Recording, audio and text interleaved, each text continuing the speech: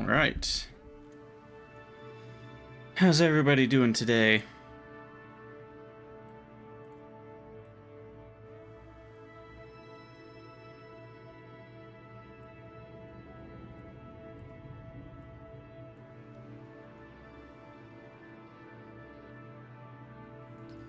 Let's see if the chat windows are working.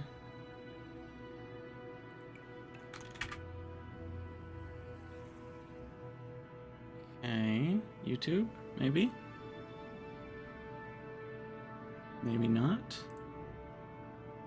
There we go. Cool. Okay, do I have all my windows open? I got Twitch, I got YouTube, I got my spreadsheet for calculations. We got it all. Okay, so today we are playing some Kerbal Space Program. I freaking love this game. What's up, Alor? KPS, Kerbal Program Space. So I have a lot of mods, as you can see. It's kind of ridiculous. It's not as many as it sounds.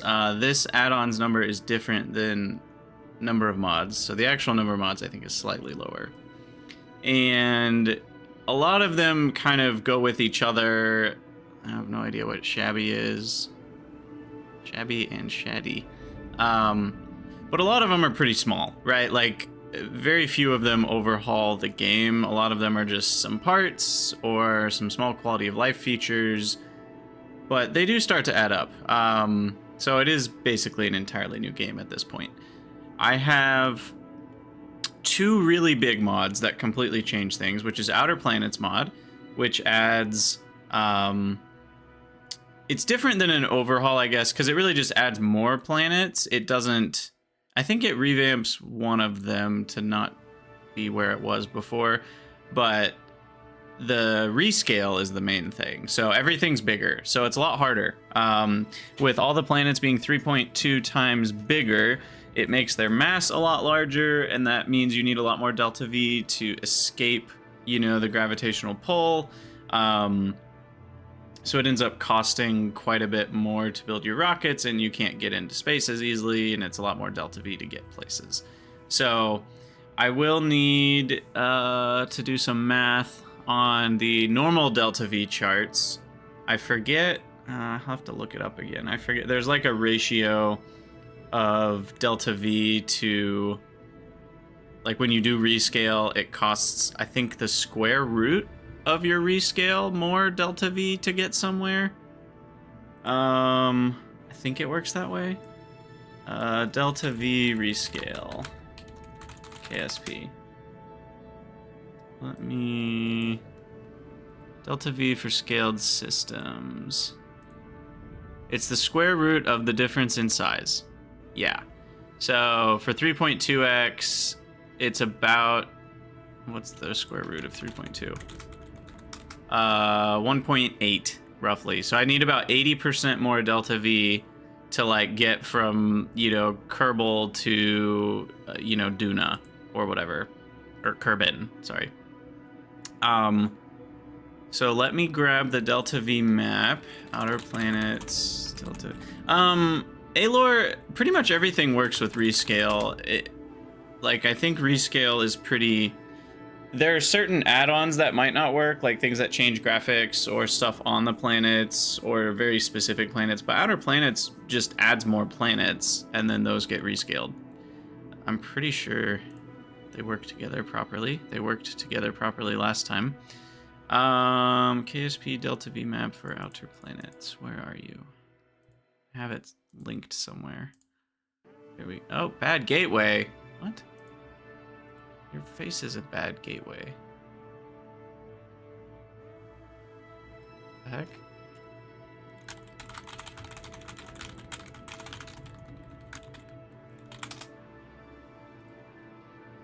That was weird.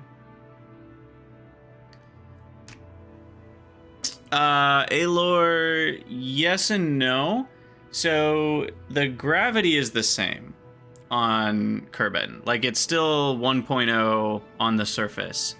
So I think it is true, though, that you need 80% more delta V to get to orbit. I think that's still true. Oh, it seems like the Kerbal Space Program forums are just down right now. That's really inconvenient timing because that's where pretty much all the delta V maps are. Cool. KSP, OPM, delta V map. Let me see if I can find one real quick. In a way, all games are shape as. It's true. I mean, we've just got a shape. All planets are shapes. Okay, here we go. This seems like a good one. Open image in new tab.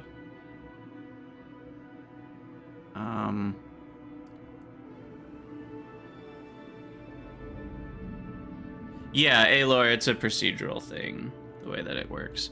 Okay, so now I need to make it so you guys can see the delta V map. Ha! Radio, I did not. You mean the in-body physics? No thanks. That's too much. Because then, like, your satellites don't stay where they're supposed to be. It's just a hot mess. I don't think I could handle that. I just want the image. I hit open image in new tab and it's still not, like, just the image. That's really weird. Copy image address. Let me try that. Oh, wow. Still doing it. Let me try something else. There we go. Okay, add window. Excuse me. Sviplet, what it does is it rescales the entire solar system to be larger. So the radius of all the bodies is 3.2 times larger, and that increases the distances you need to travel, which increases the delta V you need. It's basically a difficulty boost. It has some other effects too, like a rover isn't going to be able to explore as quickly across a surface. ScanSat gets rescaled, so it still works relatively the same. It might be a little slower to scan something. I do have ScanSat, of course. Sorry, my brain's not working. Window capture. Let me get that one. There we go. Okay, so this is our delta V map here. It's a little too big, isn't it?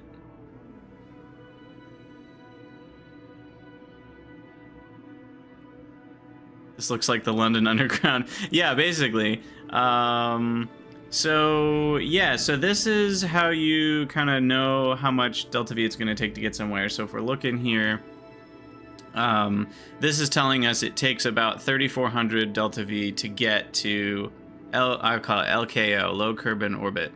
And so we're going to need to multiply that by an extra 80% to get to low Kerbal orbit. So I want to say it's about a little over $5,000, 5,500 maybe. 3,400 times 1.8. Oh, it's 6,000. So we need 6,000 DV to get to orbit, is what that'll mean. And then if we want to go from there to the moon, you know, rather than this number 5,000, we're going to need like 8,000. So it really starts to add up, right? And it's fun. I like it.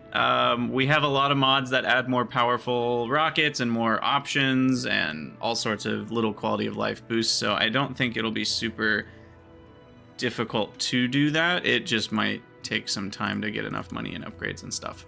So I'm going to go ahead and dive in. I do want to kind of go over the settings we're going to do. Kerbal Space Program. All right, what flag do we want?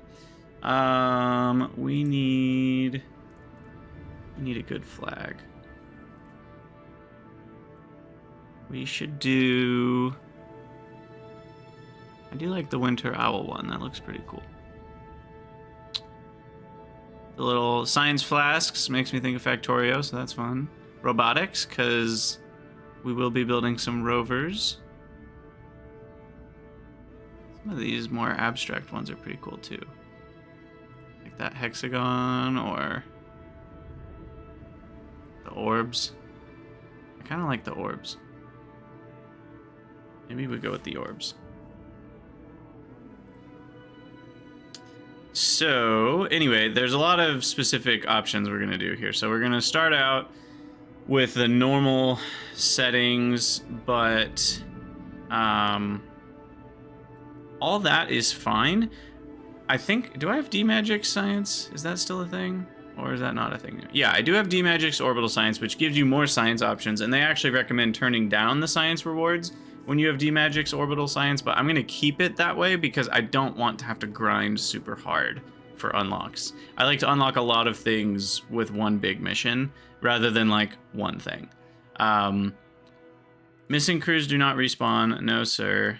Quick loading's fine. Reverting flights is fine. I do like entry purchase on research. So we have to buy the parts, basically the design of the parts. We have to pay for it, even once we've researched it. So all of that is good. Funds rewards, it's hard because there's a lot of different contract packs and they don't all... There's not like some sort of consistent scaling to them. So we're going to see some contracts that are worth way more money than they should be. Some that are worth way less money than they should be. It's a little frustrating. Like I wish it was all balanced together nicely, but there's not really a way to do that. So you do have to game it a little bit. Sometimes you take a contract that pays you way more than it should, and then you have more money than you should, but it's fine. I still like the money element. We do want Kerbal experience. I like them to level up immediately. Pressure limits, G-force limits on everything is fine. Resource transfer obeys cross-feed rules, so there's some parts that you can't cross-feed across. Always allow action groups. I think it's silly not to. That feels like a core functionality that, you know, I don't want to have to unlock. Now, this one's important. I do like require signal for control. So this is a big thing for me. I like the probes before manned. I have one of the mods. I think it's probes before crew. Is that right? What are you called? Probes before crew. Yeah. So what that does is that means we're going to be sending unmanned missions to space long before we're sending manned missions to space. And same thing with other planets and whatnot. It's actually like before we even get something that we can put Kerbals in, we do a decent amount of missions. So these occlusion modifiers are really important. This allows you to set up a satellite network around a moon or planet with only 2 satellites. And that's really important because 2 is a lot less than 3. And you might think it's only 1 less than 3. But when it comes to setting up, you know, you're sending like a mothership with 2 satellites attached to it, which is what I usually like to do when I can. Not having to have a 3rd one is a pretty big deal. So that having the occlusion modifier is very nice. Now I have on my spreadsheet, which I'll show you in a minute.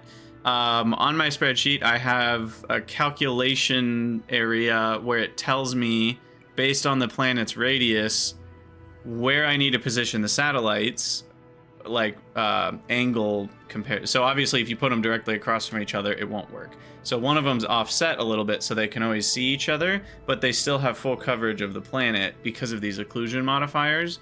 And basically, that's saying the top 10% of the planet won't actually block signal, even on a vacuum planet. Technically, the way this should be would be like exactly 1 for, or maybe, you know, I don't know if radio waves are completely blocked instantly by ground, but it would pretty much be 1 on a vacuum planet and then a little bit lower than 1 on atmosphere because, you know, they bend a tiny bit in atmosphere, I think, realistically.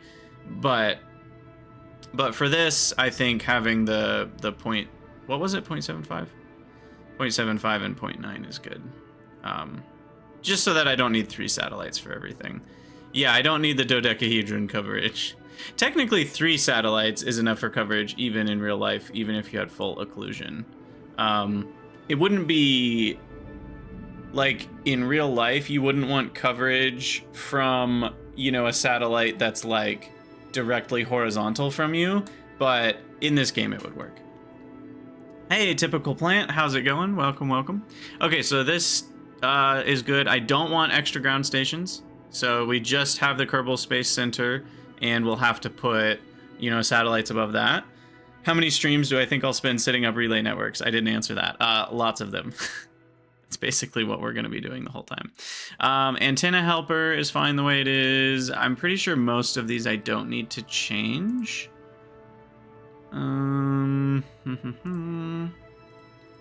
Click through blocker. Contract configurator. I will remove some of the ones. Like, I'll remove...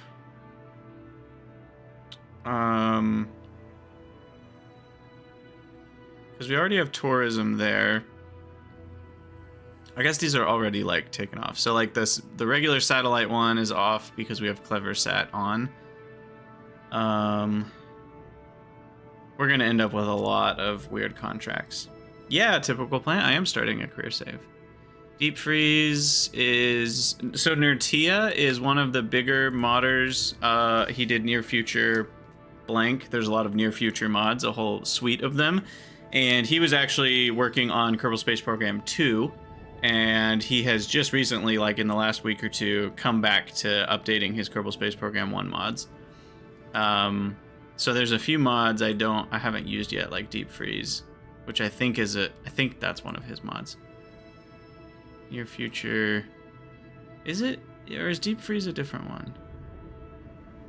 I actually can't remember. Anyway.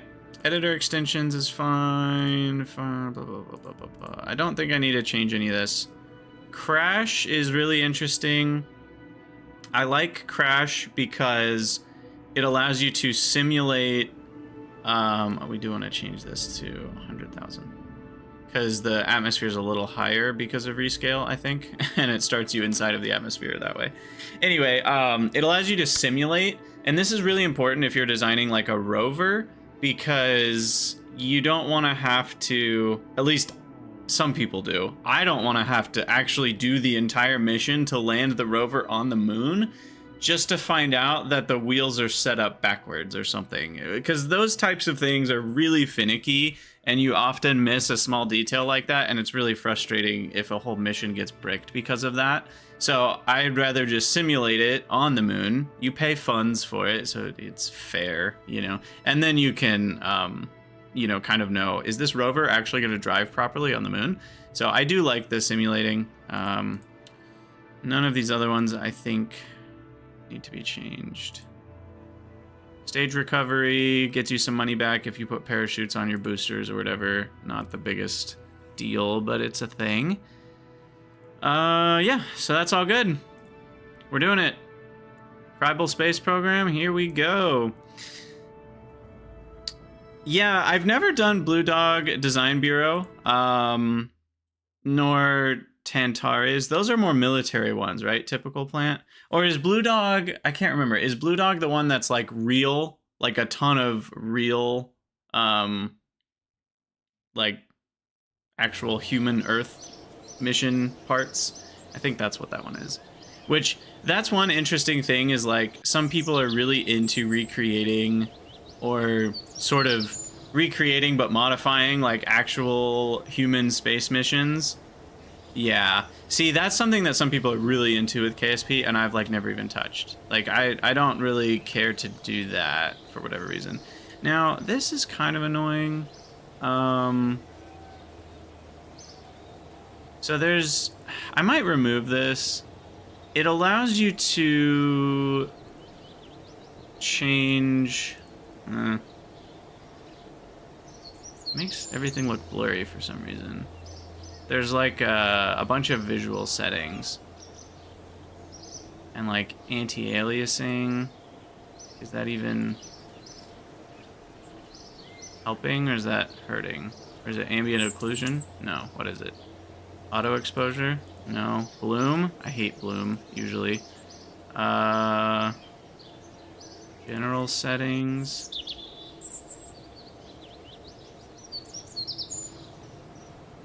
HDR. I don't know what it is. It feels like there's a blur on the buildings.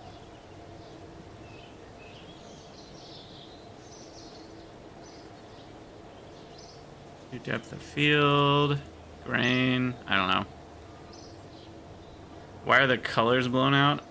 They're not, I wouldn't really say the colors are blown out. This is just what KSP looks like. This game is ancient, you have to remember.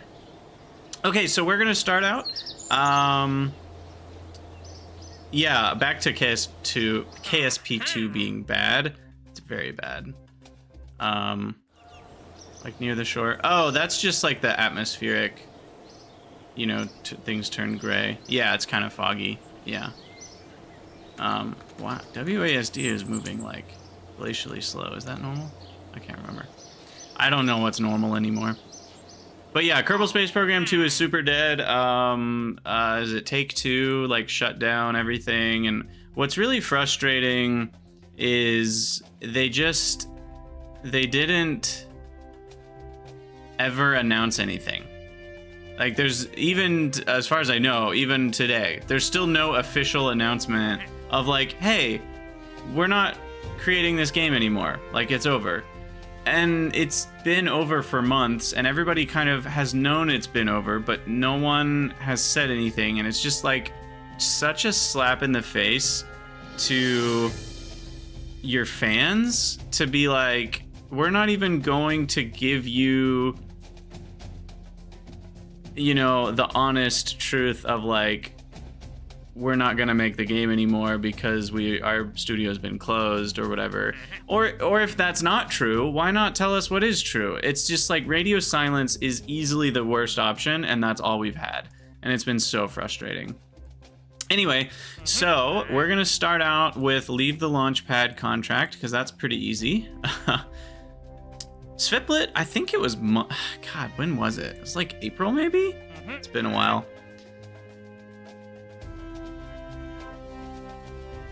Yeah, realism overhaul is something I've thought about before, and I haven't quite ever gotten the cojones to try it.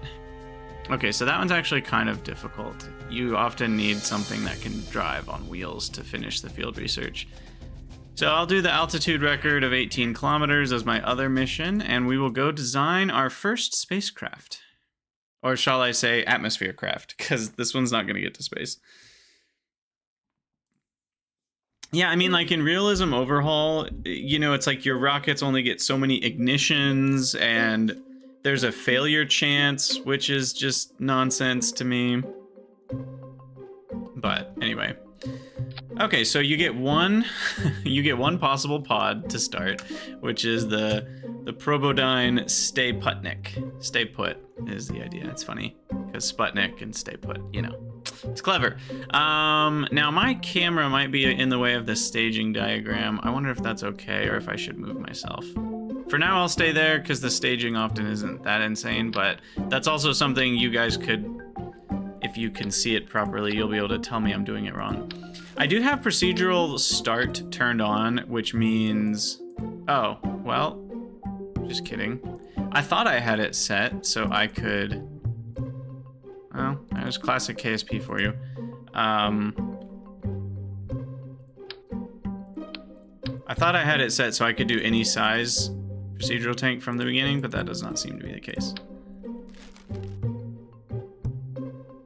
I did not install FAR. That is correct.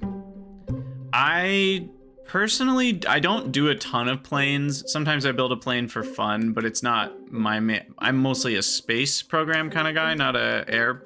It's not KAP, you know, it's not Kerbal Aeronautics program. It's Kerbal Space program, which again, I know lots of people play the game like for planes only, but I'm mostly a space guy. I do like to build a plane from time to time for fun, but I'm not mainly a plane guy. So FAR changes the atmosphere. It makes the atmosphere more realistic and stuff, but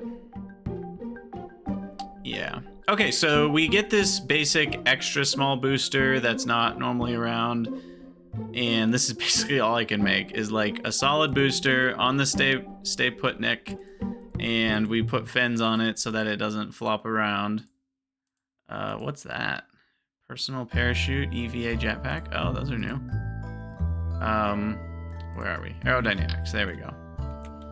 And then we'll get the fins put on here. And then I shall twist them slightly. So this is something called spin stabilization. And it's great because I have no control surfaces. And sometimes the aerodynamics of this thing is going to make it so that because the center of pressure... Oh, that's a new one. Oh, cool. So this is one that Nertia has been working on recently, and I haven't seen it before. But this essentially allows you to calculate dark side calculations, as well as find... At least I think it does dark side calculations. To see if, like, your solar panels are enough to keep your electric charge going when you're around the dark side of the planet or moon. Yeah, Nico, it really is such a pain. I'm not quite utilizing the Coriolis effect, but that is important. Is it Coriolis? No, Coriolis is the one in the atmosphere. That one's not important. But it is important to launch east rather than west. If you launch west, you end up needing a much more, a lot more delta V because you have to fight against the planet's rotation. Where's the button I'm looking for, by the way? There we go. So, center of mass versus thrust versus pressure is all really important. And so the center of thrust is where basically it's being pushed, right? So you imagine pushing on that spot. And then if the center of lift... And center of lift is a little weird because it's not quite calculated perfectly, but it's not the same as how mass and pressure are literally just points that are pushing against each other. With aerodynamics, it kind of changes based on the angle your craft is at, but overall, this would end up pushing up, and if my craft were to turn sideways a little bit, it can start, you know, pushing slightly off center as it's turning, and then it turns it more, and you can get some sort of nonsense where it falls over. But with spin stabilization, then essentially what that means is it's constantly spinning, so even if it were to try to tilt a tiny bit, gyroscopic forces make it so that it's not really gonna keep tilting in that direction, and so because it ends up spinning really fast, there's no problems. Anyway, there's my science lesson for today. They probably don't need to be tilted this much. That's probably actually too much. So I have one called Fine Adjust. Where are you? That one. I can go to... Or I guess I can just turn off snap. That works too, right? Yeah, let's do it that way. So just slightly off center. Yeah, exactly. Something, something, gyroscopes. It's a perfect explanation. All right, what are we gonna name this thing? Let's see. I need to pop open my Patreon subs. We'll name these after Patreon supporters. For now.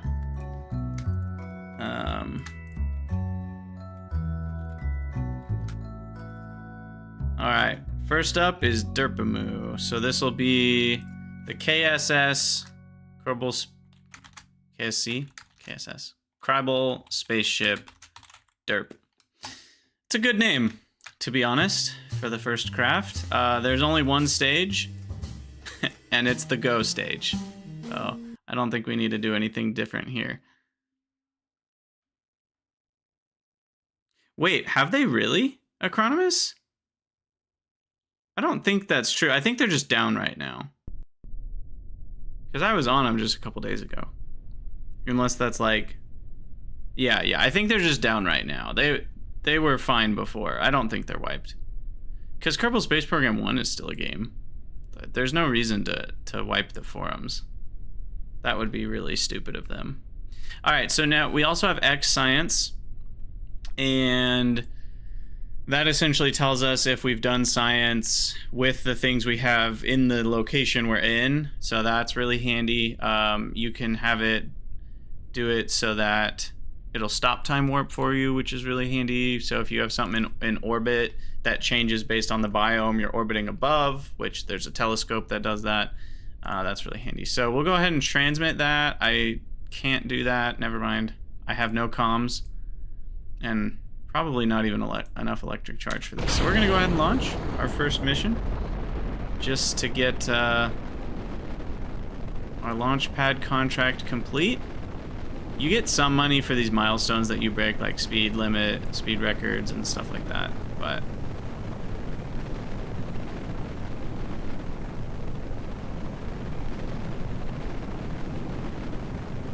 you're in a group with more people and you basically recreate the space race alt history. That does sound fun.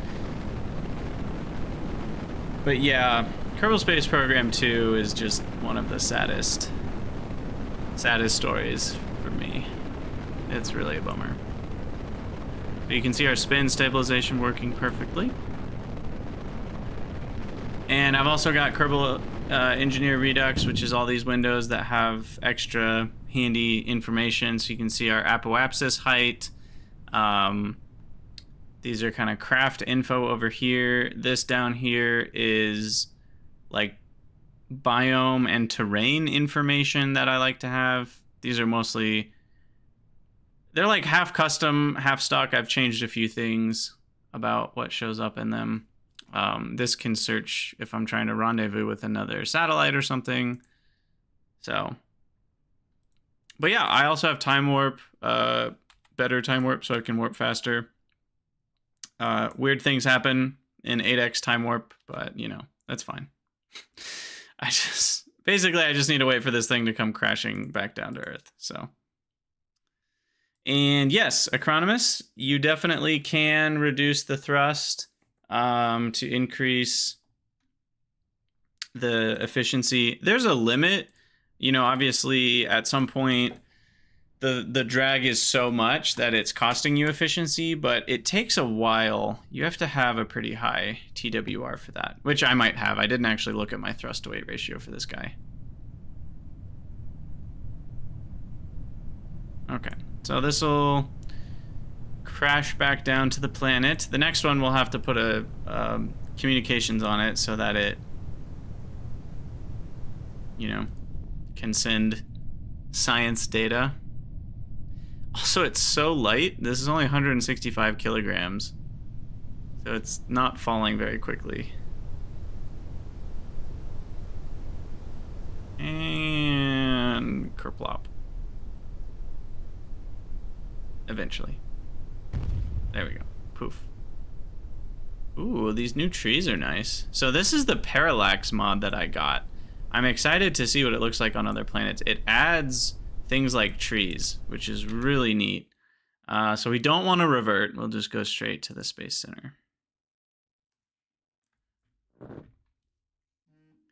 Yeah, I didn't mind the price tag on KSP2. I think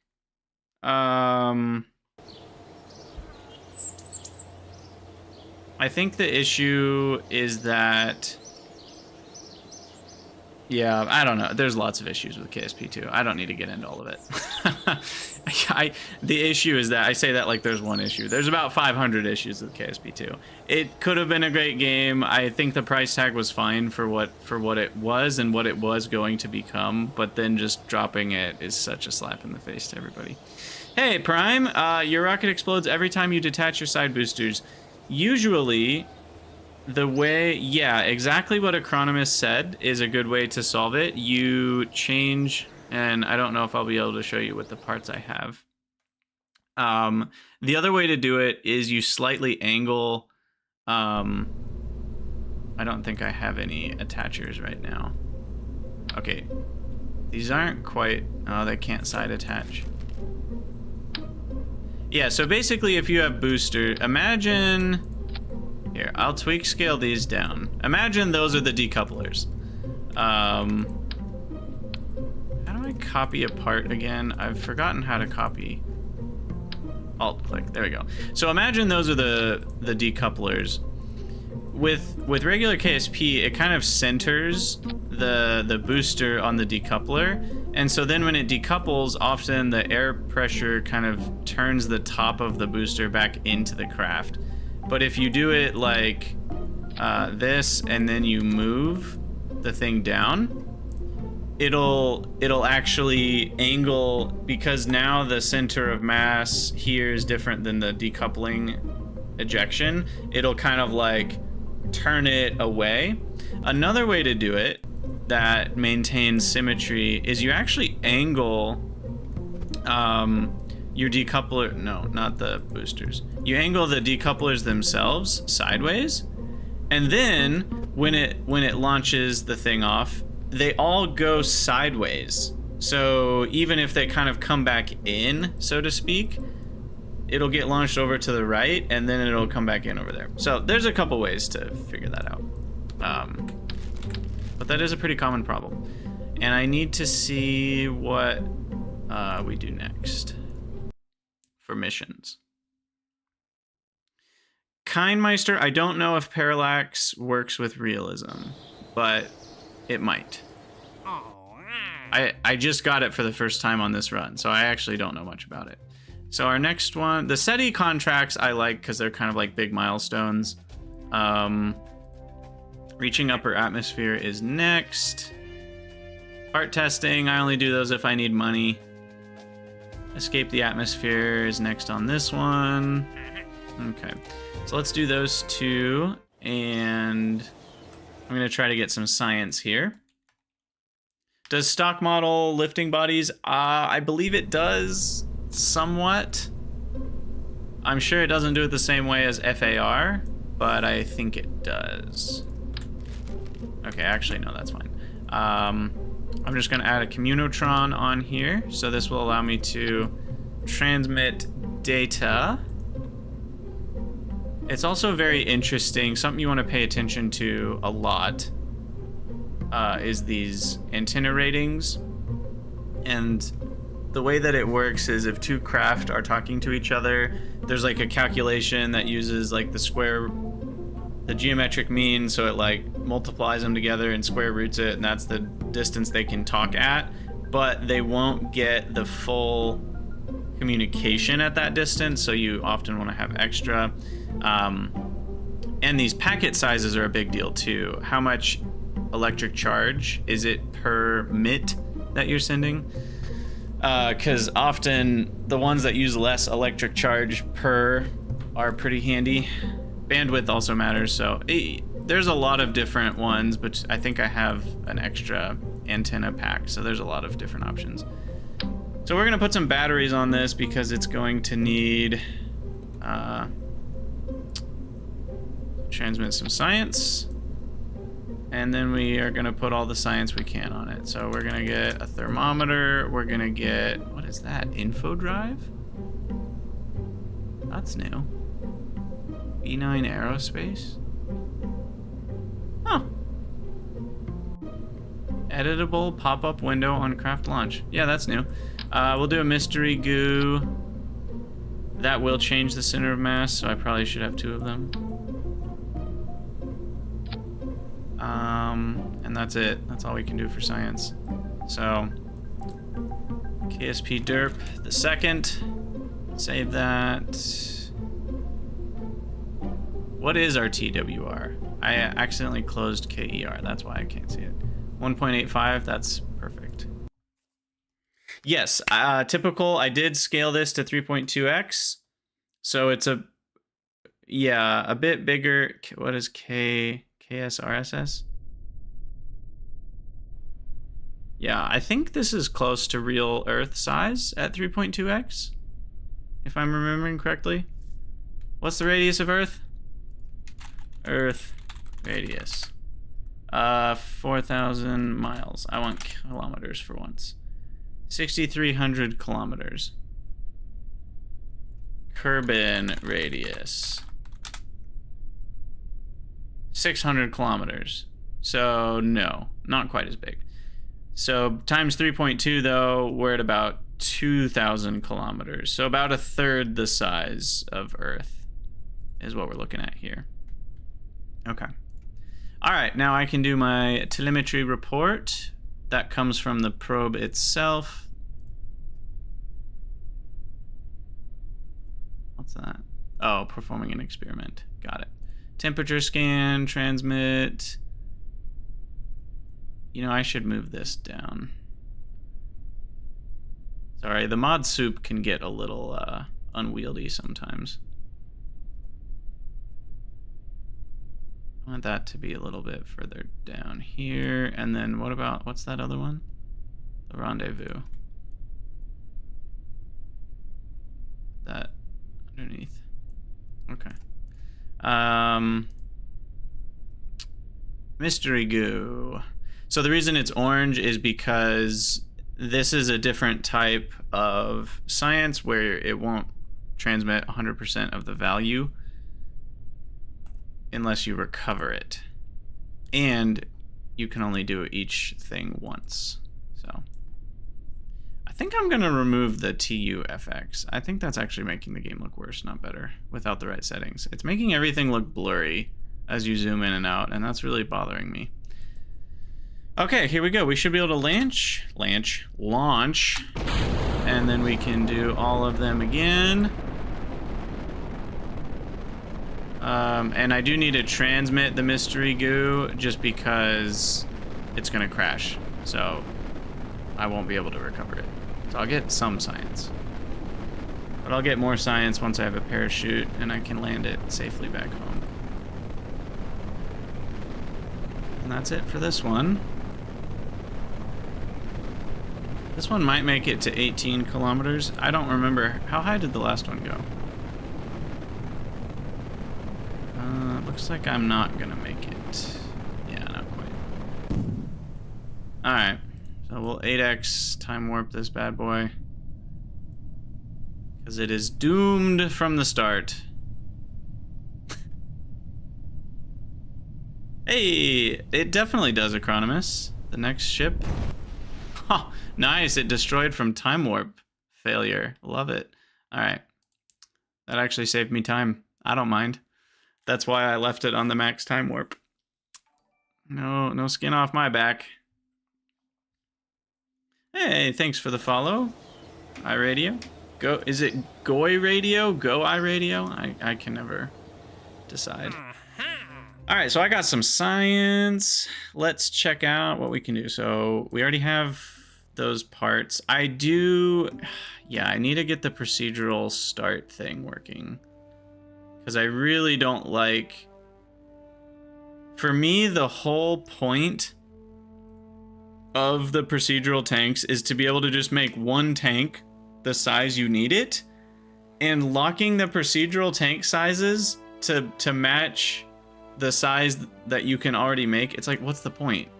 I mean, I guess the point is that later game you can size it more individually, but for me, I like to just be able to have one fuel tank. It's so much nicer. All right, so this will unlock liquid fuel engines. No, this is the community tech tree, which it is vanilla-esque, but it has a lot more nodes and quite a few new kind of rows for stuff. So, you know, you've got like an entire row, like all sorts of long-term Kerbal habitation stuff. So if you're really into like, what's it called? The one that makes it so that Kerbals need food, oxygen, and snacks. You know, if you're really into all that sort of stuff and colonization, these start to fill up. I haven't gotten a lot of those mods, which is why these nodes are empty. And that's the thing with the community tech tree, is it kind of just makes a big frame, and then other mods put their tech into the spots that make sense. It's not Kerbal Life Support. It's called something else. I don't remember. The name never felt like it. Yes, TAC, that's the one. Yeah, it never quite made sense to me. All right, I will take this because it has a decoupler, and I'll take this one because it has liquid fuel rockets, and I can't do anything else yet. So, you definitely want to go towards more science experiments. Like that one has the Science Junior, which is a big one that gets you a lot of science.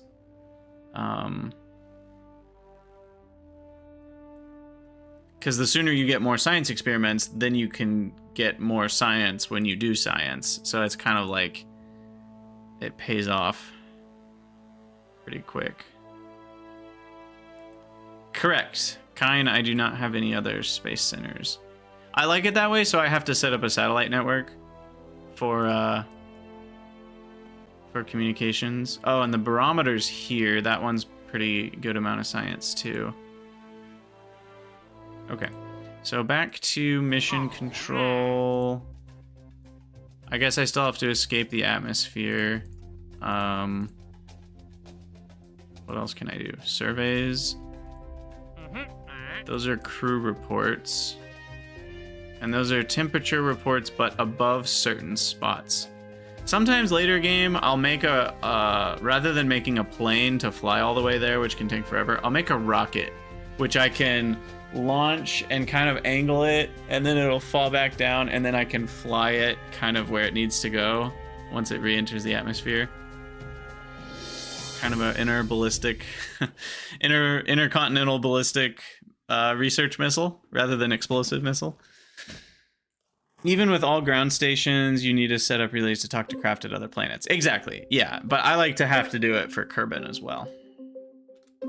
Okay, so now I can make a liquid-fueled craft. And this shall be the KSS Acro. For name in-game. Reward. And you're gonna have a liquid-fueled engine.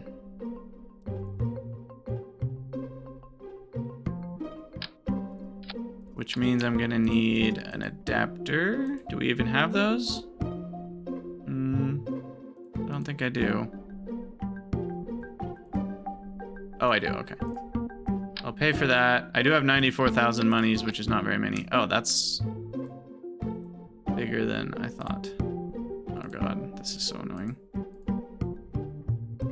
Okay, so there's that. I don't like that look. I want you to look different. Where's that button? Texture. That one. There we go. That's more rocket feeling. Okay. Engine. The Valiant is better than the Swivel. No, it's not. That's restock. Sorry, that's a different one. There's another one that we haven't unlocked. The Swivel's nice because it can swivel. It has a gimbal, which means that can keep the rocket stable.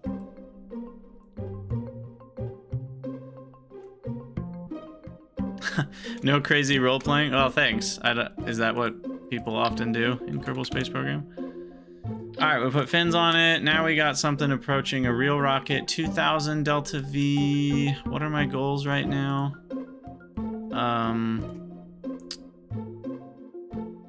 Really just get above 70,000. So I'm probably gonna need more than 2,000 Delta V. How's 2,600? Is that enough? Might be.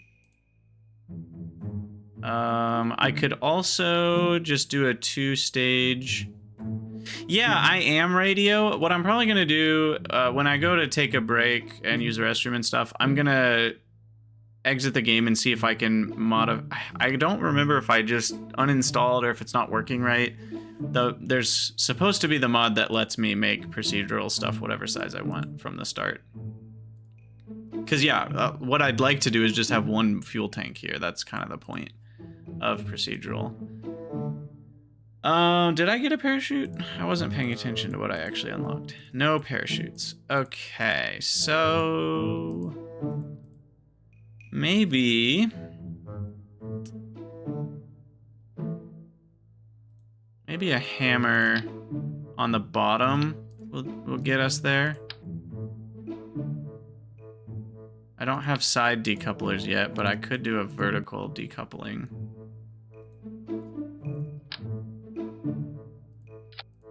Like this. And that can get us off the ground, and then we can fly from there.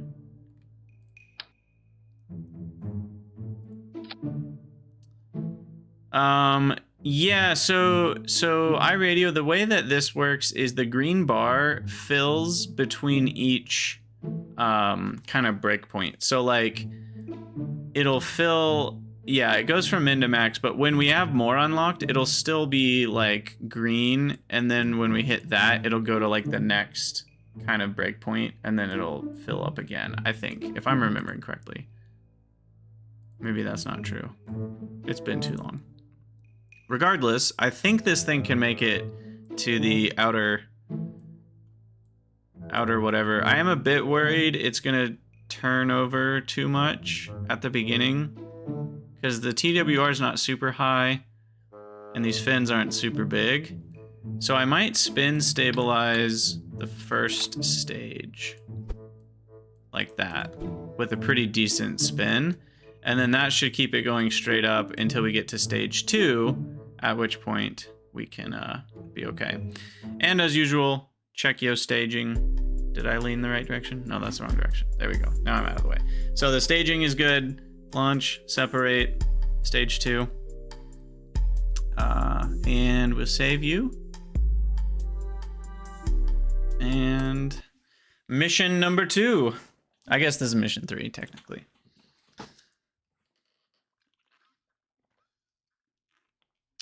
No science on this one. Maybe the next one we'll do science. Okay. Let's go for it. There we go. Let's try spinning. That's a good trick.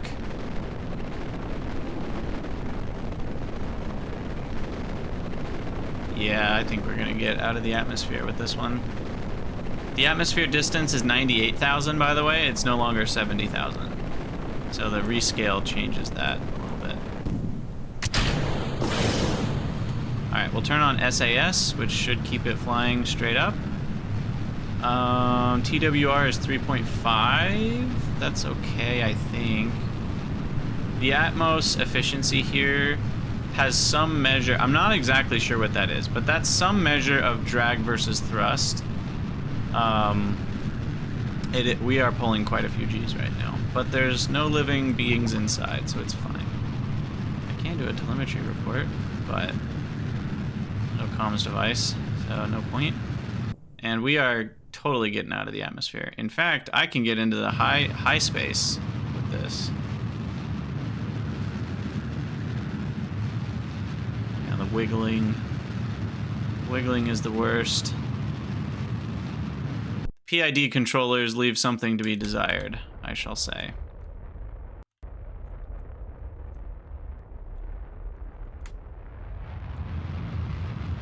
Yeah, the ISP on this one, I think, is a little more efficient in vacuum. But, yeah, there we go. So we've got our contracts complete here. Made 40 grand off that. And now I will wait till we get to high space. There we go. Time warp means no waiting. Sweet. Is there anything else I need to do? I don't think so. Can go ahead and return to the tracking or the Space Center.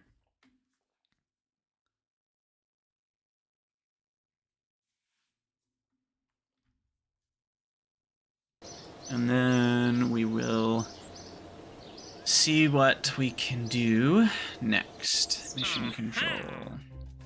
All right, orbit. We're not quite there.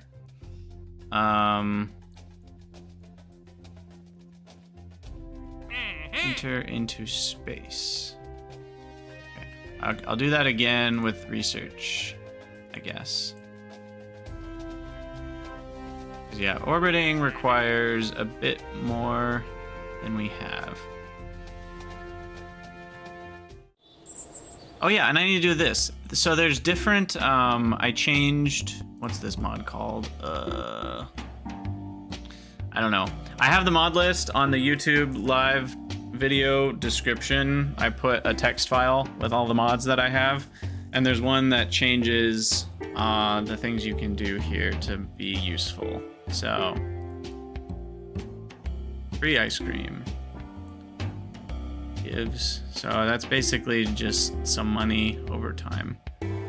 Local science gives a bonus to Kerbal Space Center science. That will be handy when I make a rover to drive around the Kerbal Space Center and cheese the whole thing for science. There's like 40 biomes on the Kerbal Space Center.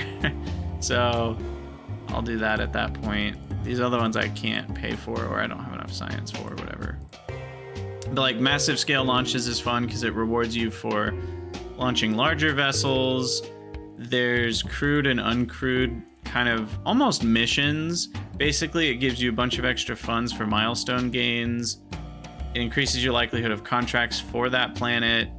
And once you land in 3 different biomes, then it rewards you with money. So it's almost like its own contract, really. Which is cool. But can't do it yet. So for now, I do more science, right? I could do parachutes. Maybe I do that. Maybe I do that, because we can get more science by parachuting back down after we grab the mystery goo. So then let me go back to the Derp 2. And then we can outfit you with parachute. Maybe. Yeah, figured that would be the problem. You can't side attach these either.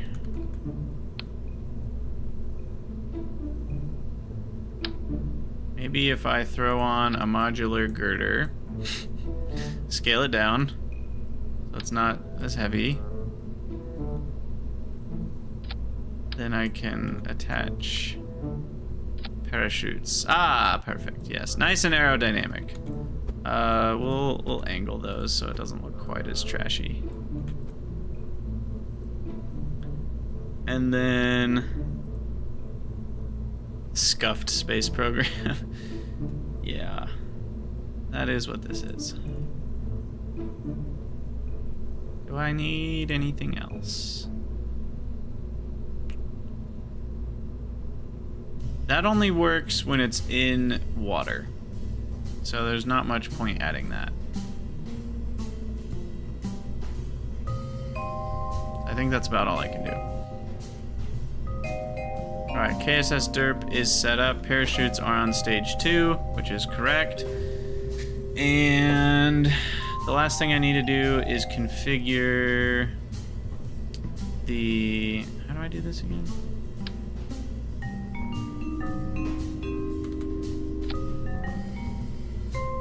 I thought it was this button. No. Oh. No, that's stage recovery. How do you open the Smart Shoots menu? Why am I forgetting? Wow. You'd think I'd remember.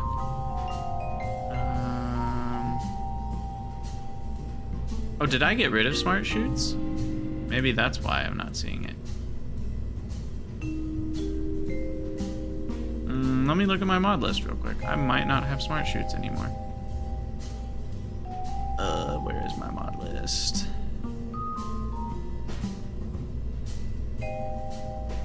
So Smart Shoots allows you to change like the parachute radius and all sorts of stuff like that. Parachute. Real shoot parachute systems. I do have it. Okay. So then where is it? How do I get it? I can't remember what you click on. I thought it was actions and then you would click on this and it would like open up a whole window.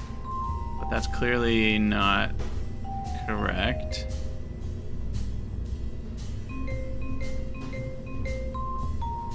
Deploy mode. Win safe.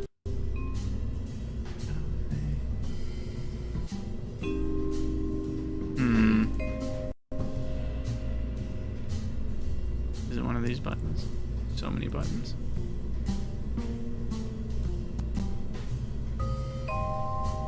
Smart tank settings. I don't know what that is. What am I missing, y'all? Do you guys know what's going on?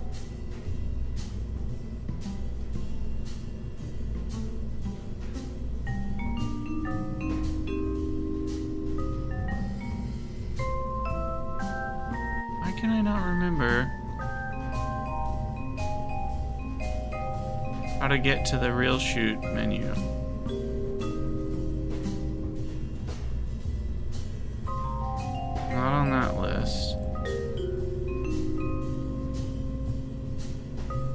not seeing it down here.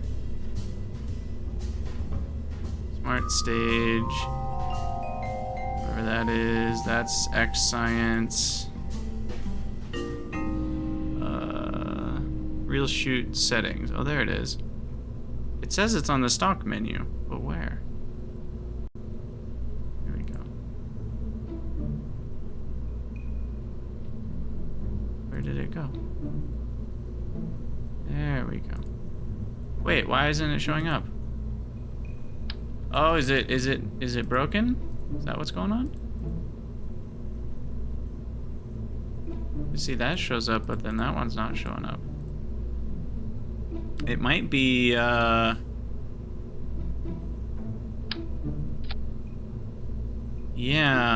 Okay, so maybe I'm not crazy. Something's glitched out with it. It's not working. Okay.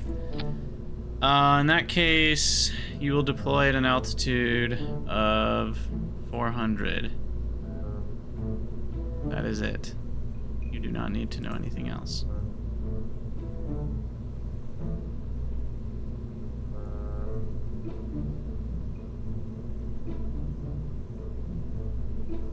So I think that's all we need to do. Alright, the Derp 3 is ready to go. Bringing back mystery goo from high above Kerbal. Wonderful. Wonderful. Yeah, I don't know what's going on with the real shoot. I didn't have any issues last time I played, so I wonder if it's one of the other mods that's been updated or added that's messing with it.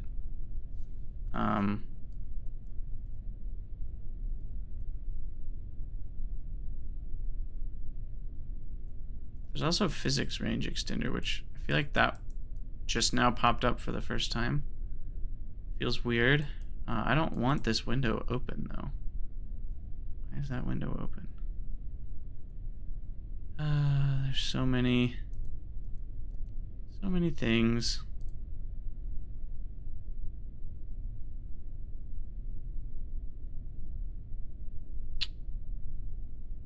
Where are you? Ah, PRE, thank you. Alright, let's do it. Mystery goo. Keep that one. Mystery goo number 2. Keep that one. I guess at this point, I'm gonna wait till we go up a little higher, and then I'm gonna hit the parachutes. Now, they're not supposed to deploy till 400 meters, so I don't know what that's about. Is that a pre-deployment? Maybe?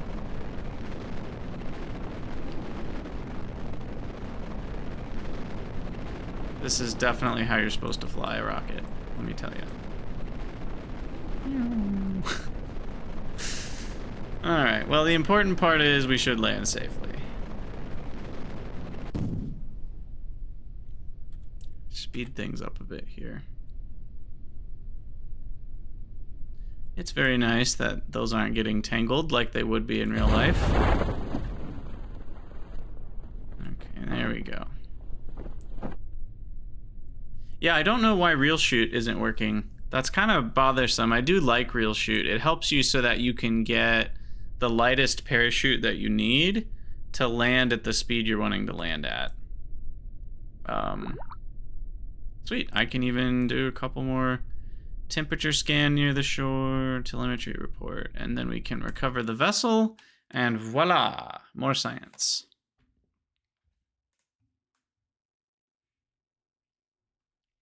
Voyola.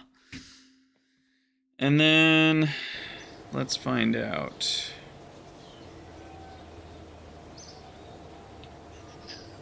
.9 science. That is enough.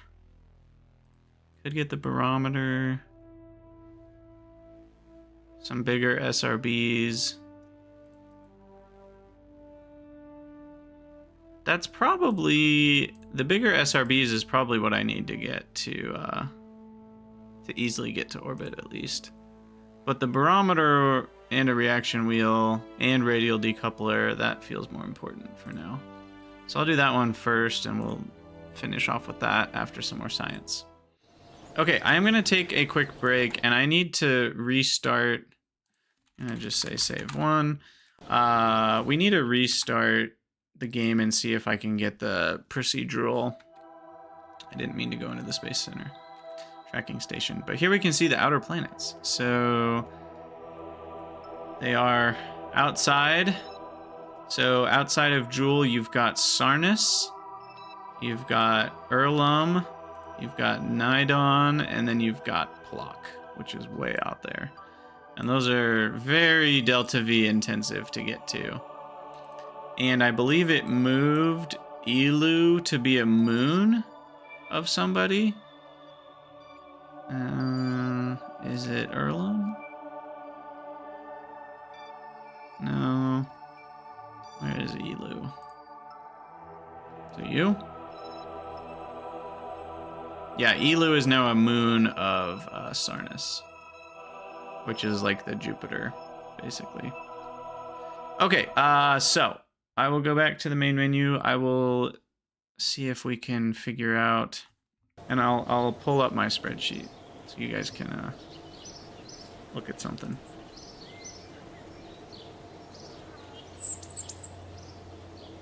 There's that. That's not the spreadsheet though. Spreadsheet is where?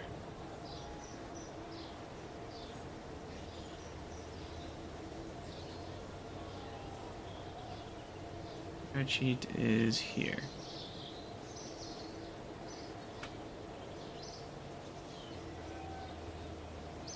So this craziness is how I calculate all kinds of stuff. So like right here is the occlusion, and you can plug in the planet radius. So if we wanted, you know, to figure out, okay, where do we put the satellites for Kerbal, we plug in the radius, which we just determined was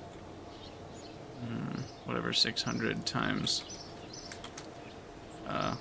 Oh, this isn't, I'm not logged in. Anyone with the link can edit. There. Refresh. Okay, so 600 times 3.2. No, I don't want scientific. Give me normal numbers.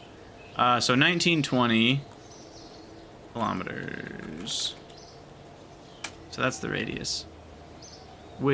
And if I was at a fixed altitude above the planet, if I was 1 million above the planet, then this is telling me these are the phase angles that I could be at to have 100% coverage of the planet, essentially. It's crazy. Yeah, exactly. Streaming spreadsheets. So yeah, I spent a while on a sticky note, you know, drawing lines and angles, and I mean, it's mostly just trig, but it's kind of messy trig on a lot of numbers.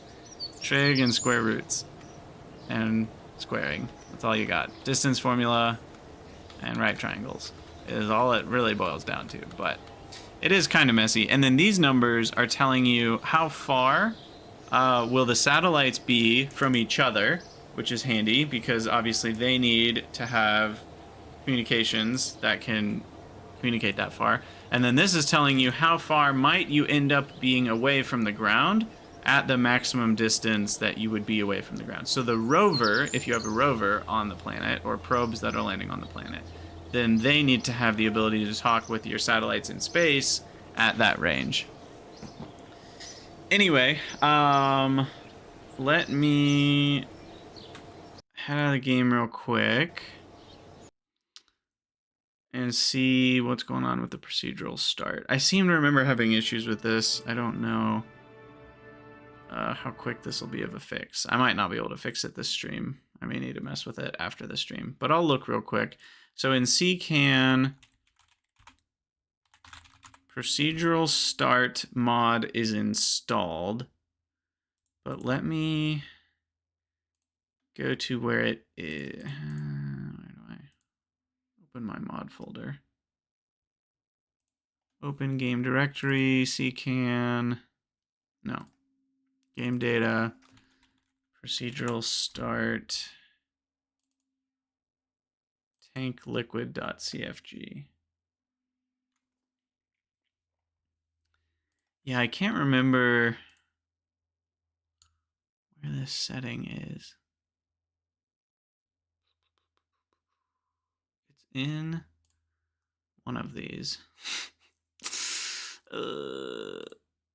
Procedural start.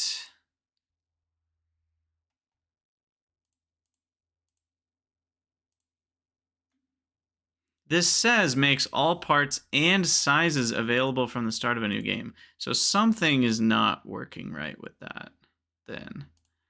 It says parts and sizes. So where's the CFG that's setting the size?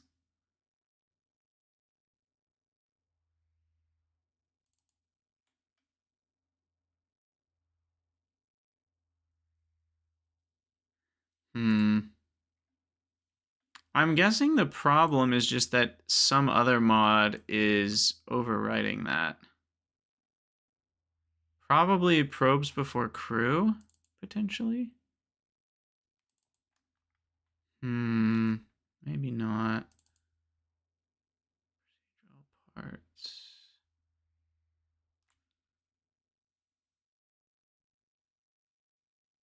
Planetary. Station parts, ScanSat. All right. Real shoot, remote tech. Sorry guys, give me like a couple minutes here. Cuz this is a pretty big difference whether we have this or not.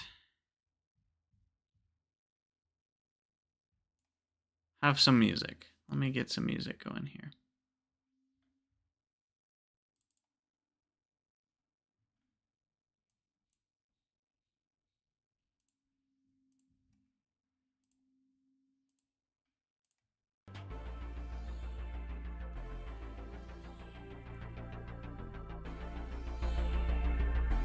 Okay.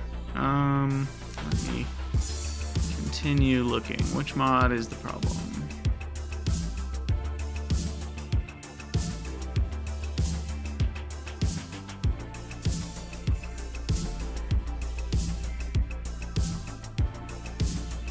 Be that.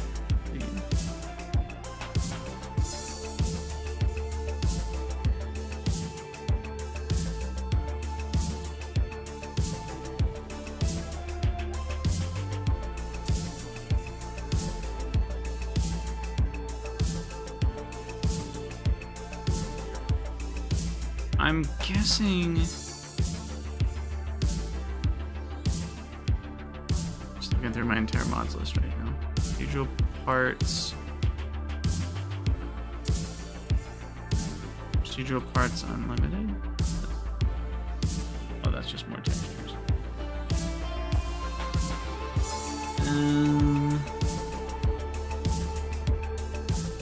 Procedural parts.cfg. Is there a place I can do that here?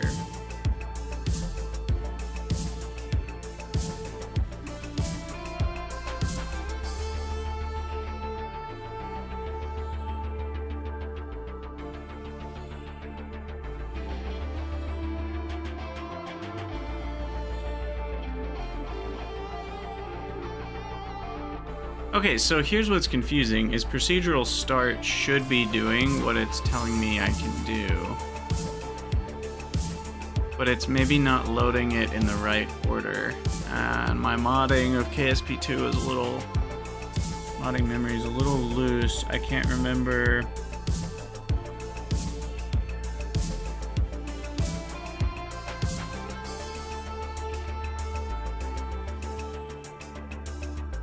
It's saying load after the procedural parts mod. It's loading the procedural start mod.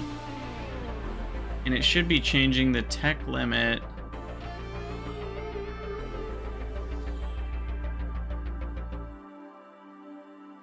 of everything to be at the start.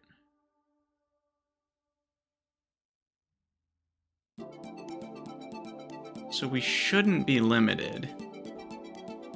Shouldn't be limited. So then, what is going on here? Why am I limited? Who's limiting me? Is it tweak scale? Are you the problem? Shouldn't be.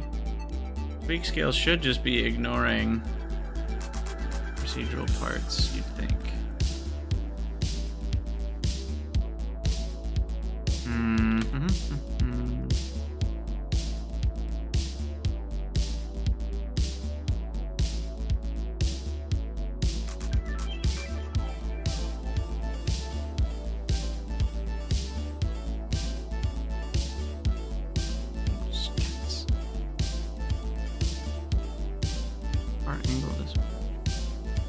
Yeah, I might have to give up on this for a minute.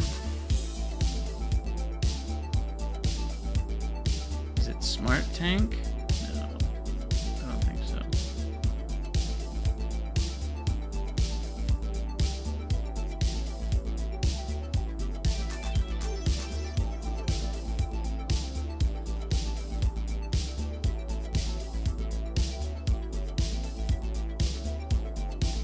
Yeah, this is unfortunate. I just don't think it's gonna work. The mod is quite old. It's 6 years old, so it might just not be working anymore. Let me go to the mod page and see if anybody's said anything recently.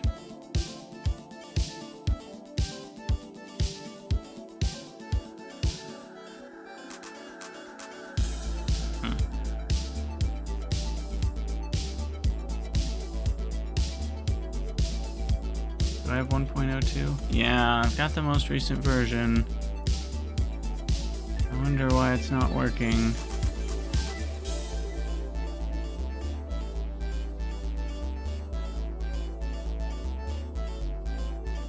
Who's changing?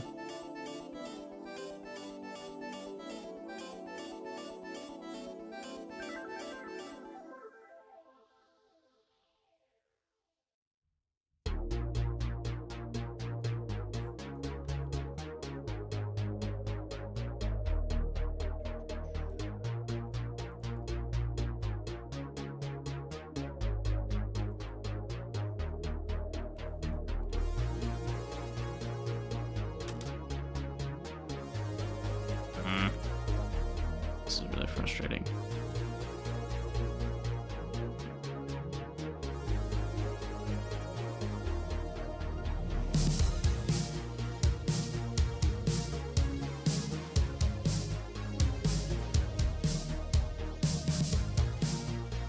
Yeah, I give up. Okay, I'm gonna launch the game again. We're just gonna be sad.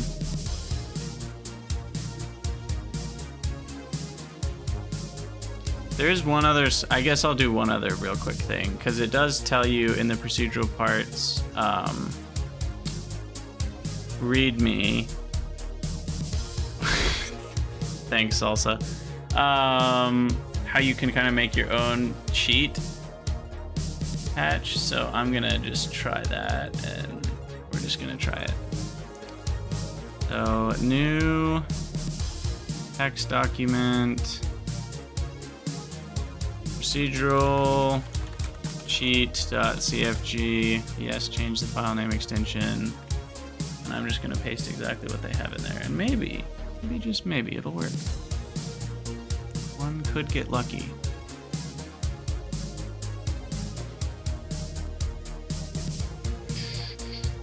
So I paste that.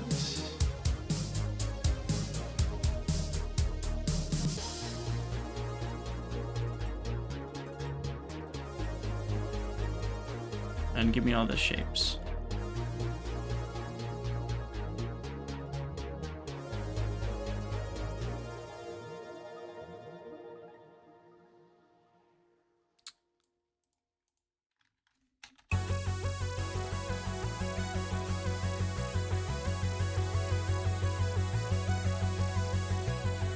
Okay.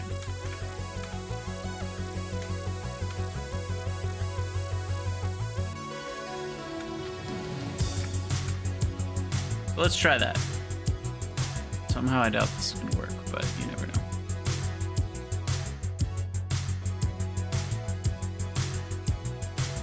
Launch the game.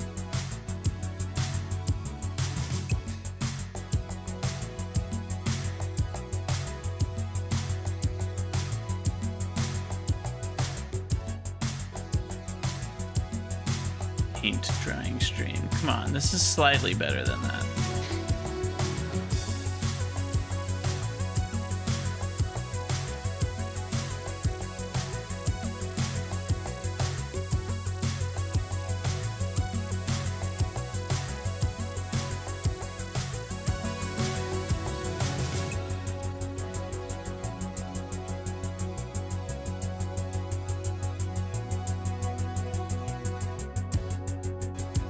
This game takes so long to start because of billions of mods. There we go. Okay, I'm gonna go use the restroom while this is loading, and I'll be right back. You guys take advantage, stretch your legs, and we'll be launching some more rockets here in a sec.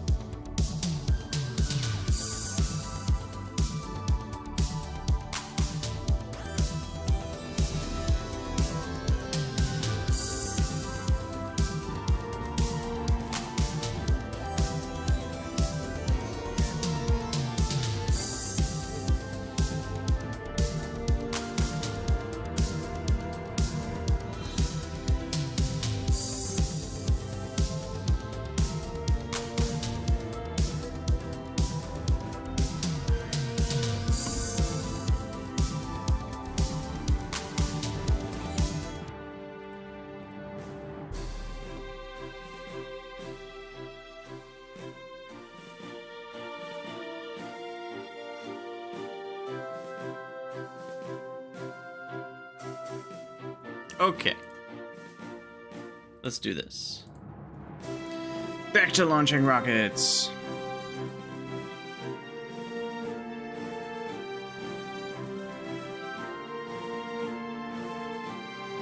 Wait, what? Why is... What did we do? Isn't there just a in progress? Tribal space program, there we go.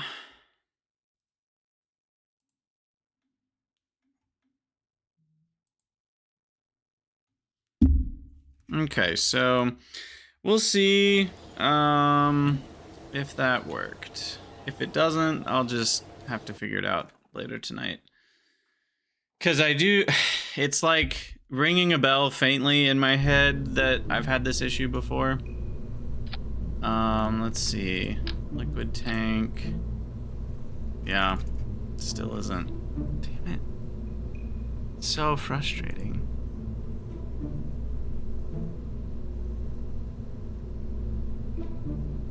Because it might have something to do with... Can I just type in 20? No, it literally doesn't work. It might have something to do with like the no upgrades or part upgrade thing.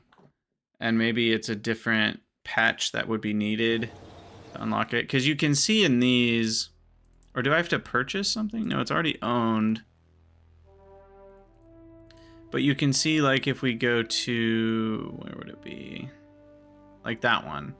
Changes the procedural tank max volume. So once I research that, which we will do here in a second, then we can hopefully get slightly larger fuel tanks. But yeah, I don't want to have to deal with that, so I need to figure that out eventually. We do have all the shapes available. Just not all the sizes.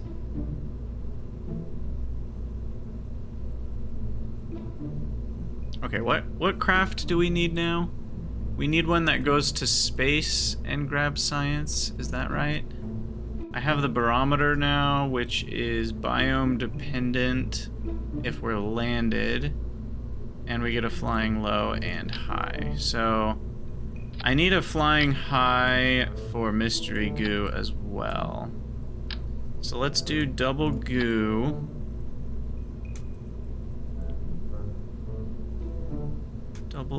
Double goo. We need some juice. Now let's see, does that fit nicely? No, that's the other size. So we'll fit those there.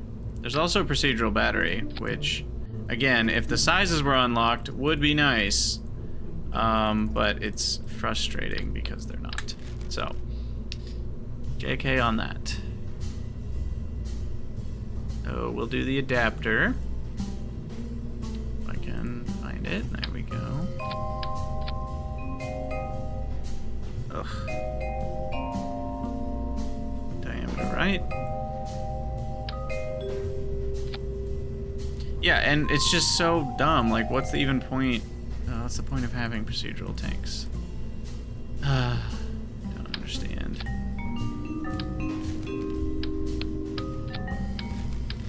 I do need a different texture, though. Let's do that one.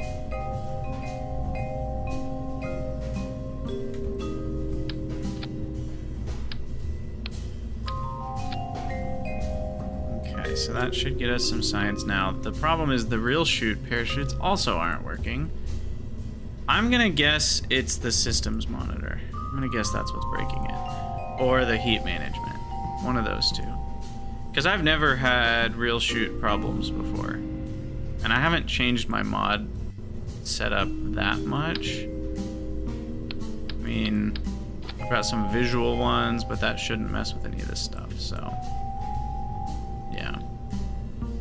Alright, we get ourselves some nice little fins on this thing, and that should be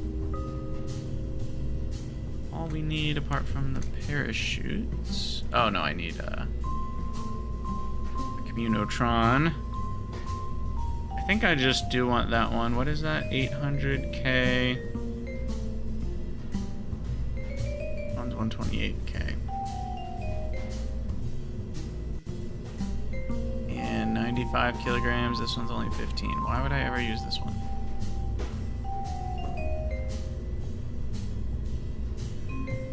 This does consume less electric charge per MIT, but that's not really a big deal right now. I only need one of those. Just put it right there. These are massless parts, or whatever they're called. They're not actually massless. Massless is not the right word. What do they call it? Physicsless? Basically, it exists, but it doesn't affect your center of mass. It just adds those 15 kilograms to the center of mass wherever it is. And it also doesn't have any aerodynamics to it. So I could stick it on the side over here and it wouldn't like tilt me over or anything. All right, who's next on the Patreon list to get your name? Icy. This is the Icy Pie craft. Icy Pie 1 is going to make it to space and get us some science. Oh, we need the parachutes. Still forgot that. And I do think these scaled down girders were the way to go.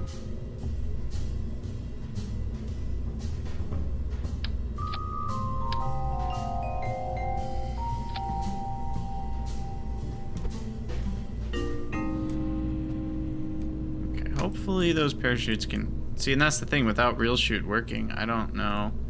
I don't know if those parachutes can handle it or not. So we will just have to find out through trial and error.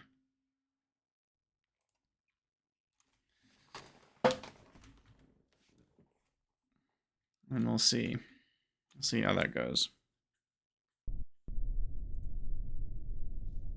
All right, so there's our first atmospheric pressure scan. Just transmit that one.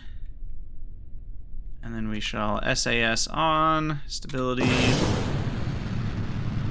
Transmit that.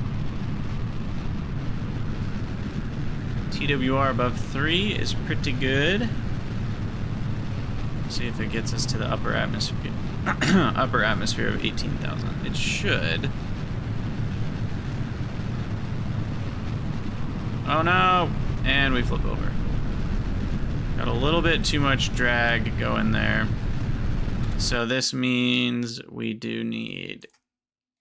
We either need spin stabilization or to just go a little slower. I'll just go slower.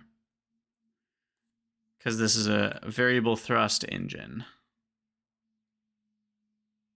So I don't need to go full speed ahead the whole time.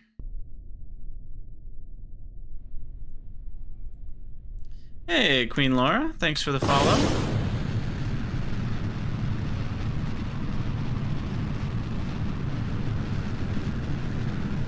Okay, so I need to slow down around, what, 300 meters a second? Roughly. This Atmos efficiency is related to your speed versus drag. So it kind of is a way to measure your drag. If I just keep that around 100%, we should be okay.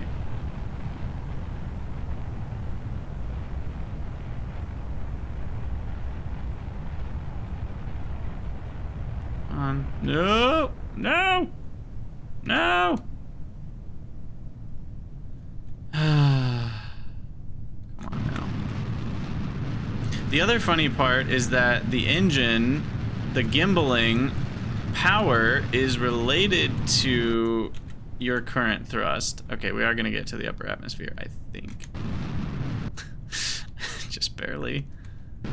So it's kind of funny because, like, yeah, there we go. You end up, you know, with more thrust, you end up with more speed, which creates more aerodynamic issues, but you also get more ability to turn the rocket. All right, transmit that data. Atmospheric scan, transmit that data. Grab another mystery goo, keep that science experiment. It is really... Kerbal Space Program 2 is such a bummer. It is one of the saddest... And it had so much promise. Like, I know it was super buggy and there were all sorts of issues on early access launch, and it probably shouldn't have launched in early access for another year, to be honest. And it sounds like, at least with little bits and pieces that have come out in the last few months, there were a lot of issues behind the scenes. It's still... I do think it was going to become the game that we all wanted it to be eventually. It might have taken another 5 years, but I can wait 5 years. I don't know. I mean, assuming I'm still alive in 5 years and the world hasn't, you know, completely collapsed, 5 years from now would have been a great time for an awesome Kerbal Space Program 2 game to come out. But alas, that is not what happened. Okay, so we're going to accelerate time a little bit here. Get down to just a few kilometers.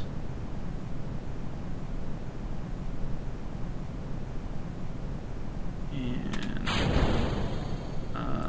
it's not safe for parachutes.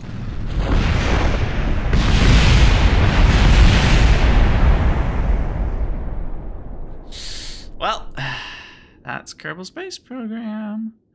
So the issue here that I didn't think about is all the fuel weighed a lot. We didn't use all the fuel up, and so we were far too heavy for those parachutes. I'm worried that we're going to be too heavy for those parachutes even with the fuel empty, but we'll try it one more time. Yeah, mission failed successfully. Exactly. I'll try it one more time. See if we can manage this.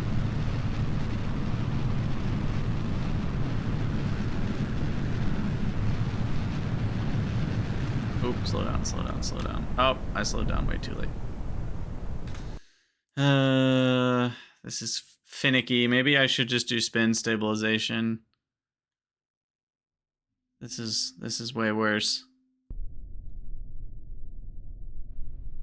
This is way worse.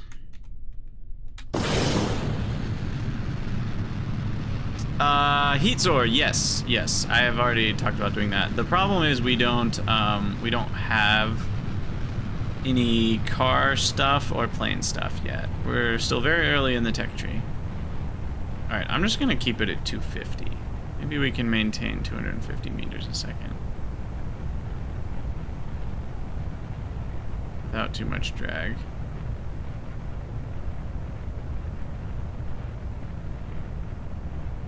And then if I start tilting, I'll just freak out like we did last time. Sounds like a plan.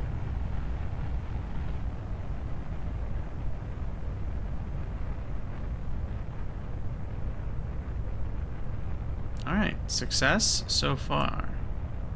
This will get us to the upper atmosphere. Now another thing I can do is tilt slightly. There we go. So by flying, oh god, by flying sideways, it will allow us to have more time at denser atmospheres to slow down, if that makes any amount of sense. Okay, we're in the upper, so keep this stuff. And then when we get lower, I'll need to burn off all that fuel. How much weight will that be? Do we know? I think that's saying I have 677 kilograms of fuel, which probably means those parachutes won't be enough.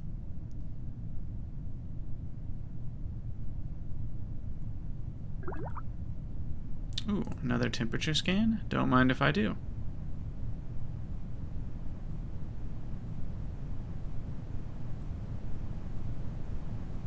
But yeah, I don't think these parachutes are going to do it.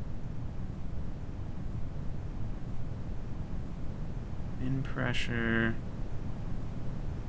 Deploy mode. Yeah, I really, really, really am missing the real shoot system right now. Kind of frustrating.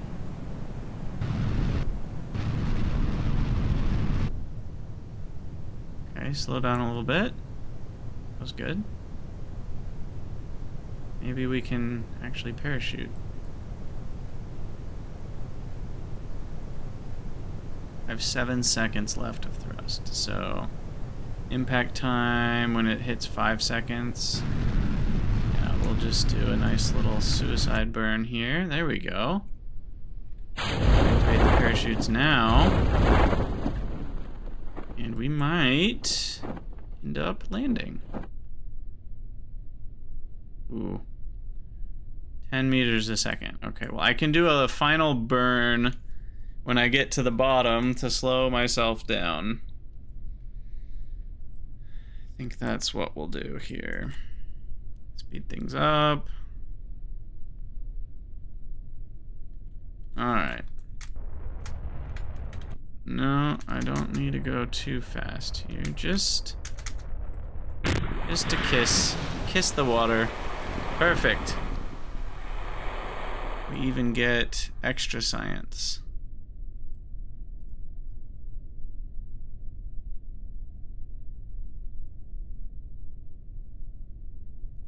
All right. That was good. It was actually really lucky we landed in the water. That got us some extra science that we wouldn't have normally have gotten.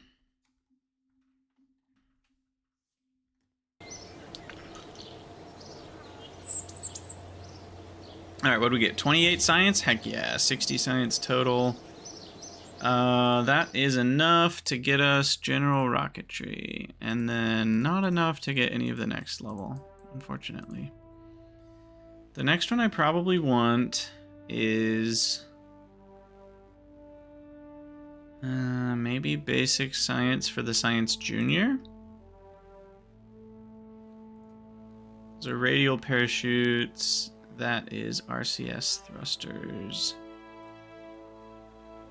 That is fairings, also important. And wheels. That one is also fairings. The magnetometer is a lot of science. And then advanced rocketry is just a lot more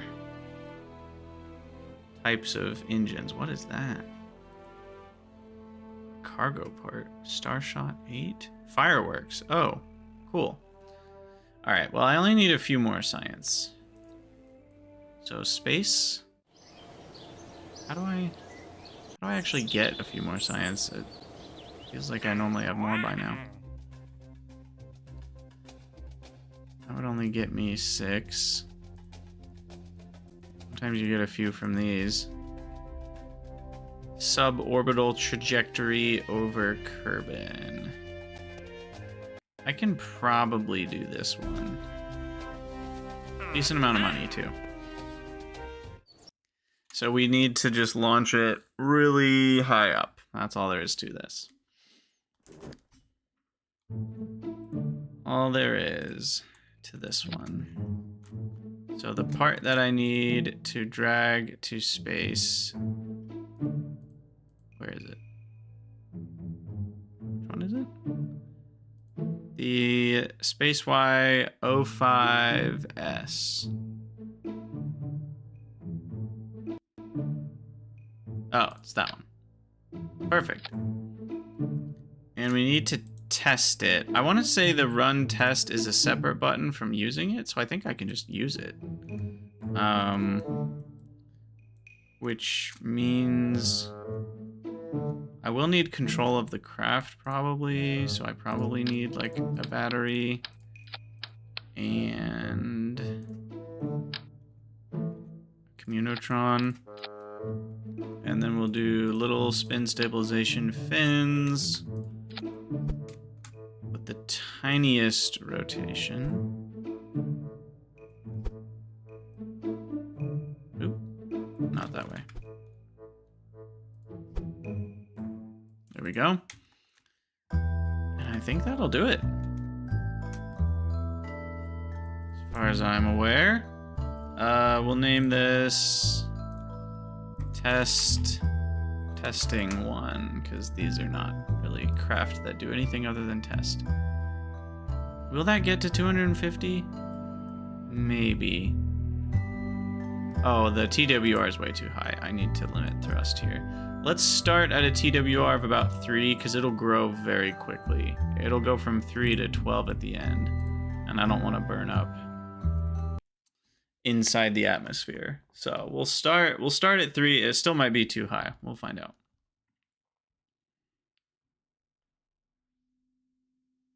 But yeah, I'm still really curious about how to fix that procedural parts thing. That's really bothering me. See if I can fix that later. So yeah, there's the run test button. So that's what I need to hit when we get to 250 to 260 kilometers. I think I might be going too fast.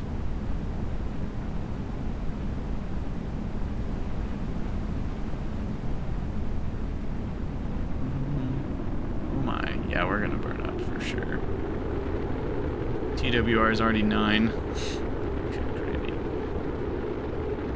What? Maybe we're okay? Like, yeah, once you get to 30,000 meters, you're usually fine. Okay. Perfect. We did it. All right, now I need to get to 250. Yeah. So speed time up a little bit here. We got our enter into space contract complete. Nice. And now when we get to 250, test this. Oh, a new telemetry report that I can transmit. Nice.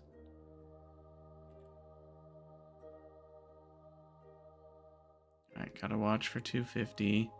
How's our electric charge? Seems fine. 200, 210, 220, 230, 240. Slow it down a bit. And 250 kilometers. Run test. Perfect. And another telemetry report. Beautiful. That was a wonderful test mission. We got all sorts of stuff done. So we'll go back to the Space Center. We should have enough science to unlock one of the next techs. I don't know which one.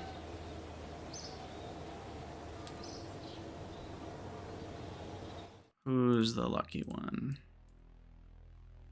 Probably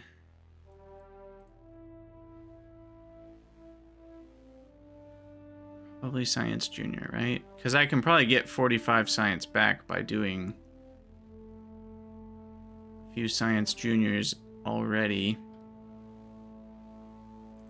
So I'll just do that one.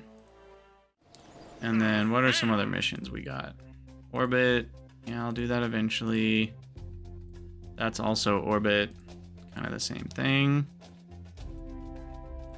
Tourism, underwater adventure on Kerbal with 3 tourists. Yeah, not capable of that right now. Jeez. Okay. So we'll just work on science for a minute here. Now there are these new Probodyne probe cores, which are better. Which one's better again? Already unlocked 2 of them. That one has a reaction wheel. That one has a more powerful reaction wheel. And that one has prograde and retrograde. Okay, so the Hex. The Hex is better. And you're gonna need... Problem is Science Junior, I think, is bigger than this. Yeah, he's a big boy.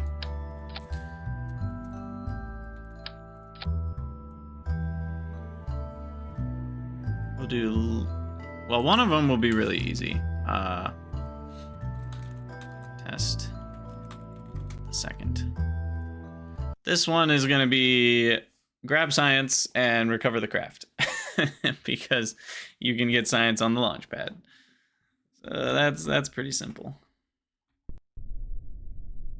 Ooh, 14.4. That is a lot.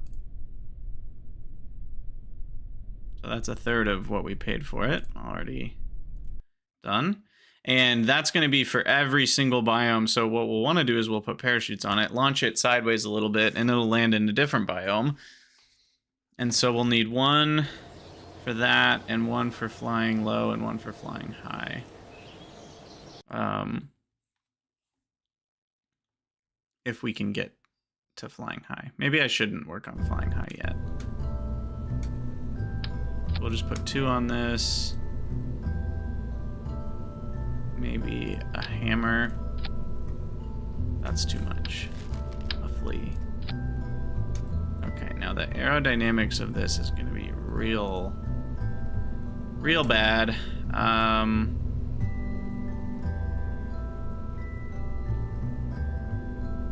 Because the center of mass is so far back, it's going to tip over really easy.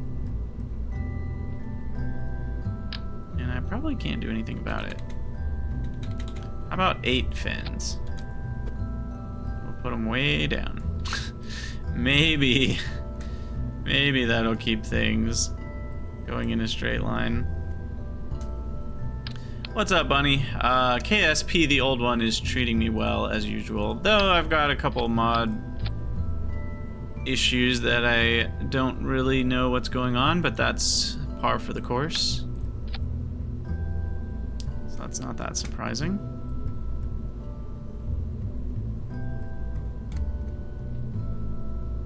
Oh, you know, I guess I could put this parachute on top.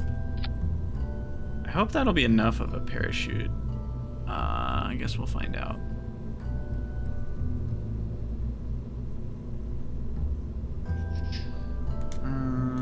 Do I need anything else? I guess electricity, but that's only if I'm gonna transmit, which I'm not. put one of these just in case. I don't know if I actually need it.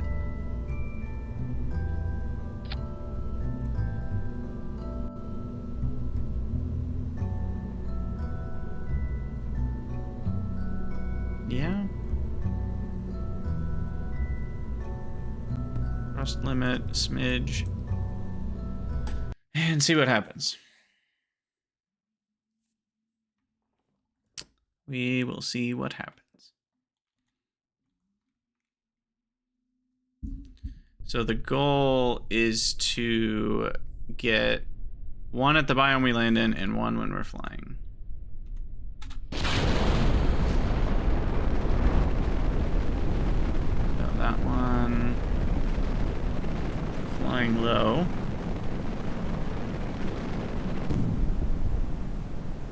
Now we'll land somewhere.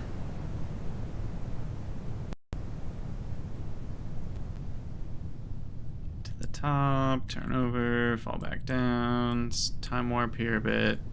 I am worried about our speed. It might be too high for the parachute. I guess I can pre-deploy now. That'll slow us down before we speed up too much again.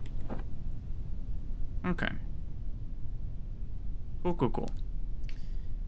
We'll see if it brings us to a livable impact speed or not.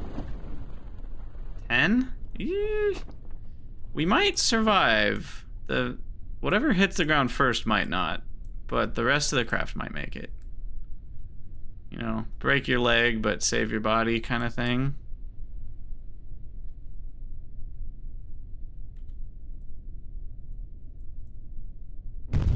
Oh, that's exactly what happened. Sweet. Another materials study and telemetry report. Recover that, and we are good to go. That should be enough science to get the next thing. I also still have flying high available and in space low and in space high. Those might not be separate for this thing. Depends on the experiment. Okay, so which one do I want? I'd like to put something in orbit. Probably want the magnetometer next.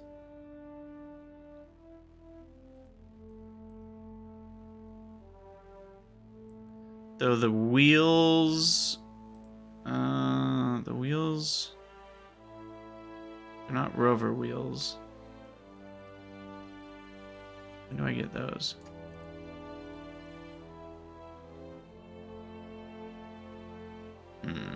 Not that. Miniaturization. No. Space exploration. No. Where are the... Oh. There's a steerable landing gear. No, that's just... That doesn't actually drive you. When do I get the first wheel? That actually drives me somewhere. I swear it was down here somewhere. But it's none of those. Oh, no, no. Is it up here more? It's for flying. I'm missing something. Construction. No. Where are the wheels? I can just search. Rove mate is what we're looking for. There they are. Okay, so it is in... Oh, there it is. I just didn't even see it.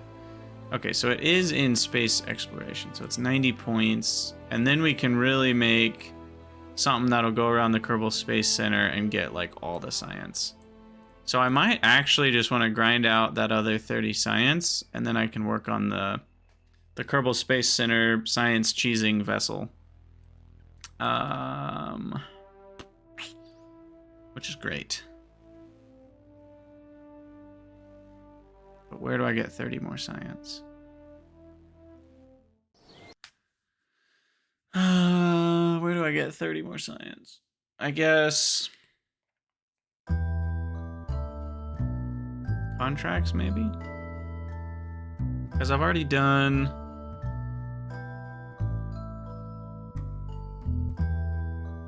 Yeah.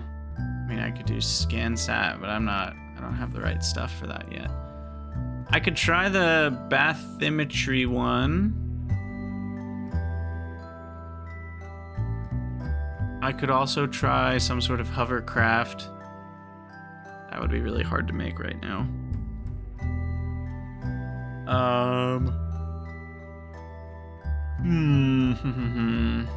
I could just land in a few different biomes.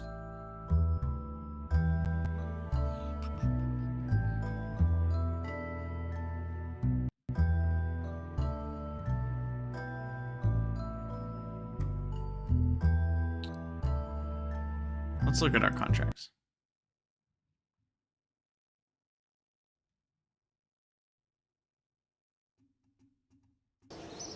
Whoa. Okay. Orbit gets me 6. That's not very much. Let's do some part testing. That requires me to orbit. These ones are really hard, actually, because it requires you to test at a certain altitude and a certain speed. So what you end up doing is you set up your solid rocket booster, and then you just have to keep launching it, and then maybe one time you're too fast, so you reduce the thrust a little bit. See, again, when I'm at that altitude, am I at the right speed? It's kind of annoying. Now, testing something at the launch site is about as easy as it gets. That one just wants to be on an escape trajectory, which is pretty easy. That probably needs... what kind of delta V does that need? Probably about 5,000.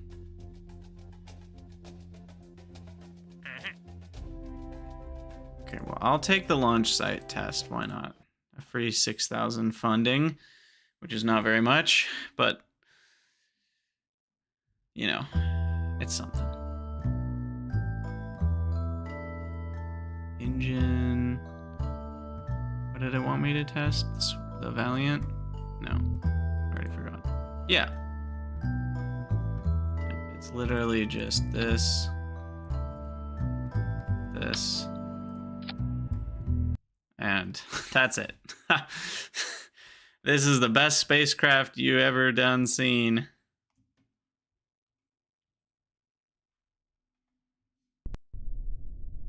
The main reason I'm doing this is so it'll spawn a new contract. Alright. That was easy. Riveting gameplay right there, let me tell you. I'm still so... I can't... I don't know if you guys are this way, but once something gets in your head, you can't get it out. I can't stop thinking about the procedural parts issue. And the fact that I can't build my procedural liquid tanks as big as I want, and I don't know what's causing it, and I really want to fix it, but it's mostly just me clicking around in files, so it's not riveting streaming gameplay, that's for sure. So we just have to wait. Haul it in flight, test it on the escape trajectory, test it orbiting, test on the launch site. They're all so specific.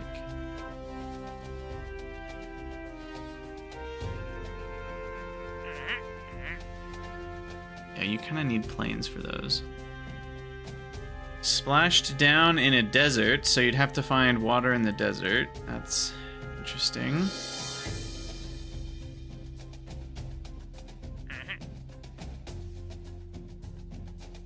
Okay, maybe I can get an orbit going.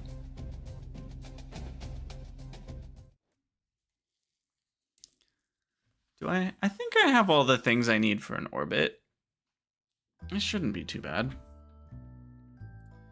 So we'll need a little bit of electric charge. Probably not a ton, but enough that we can run the probe core. These can communicate with the DSN for 71 million meters. That's fine. Don't have to worry about that. If we get too far around the curvature of the planet, we have to worry about it, but...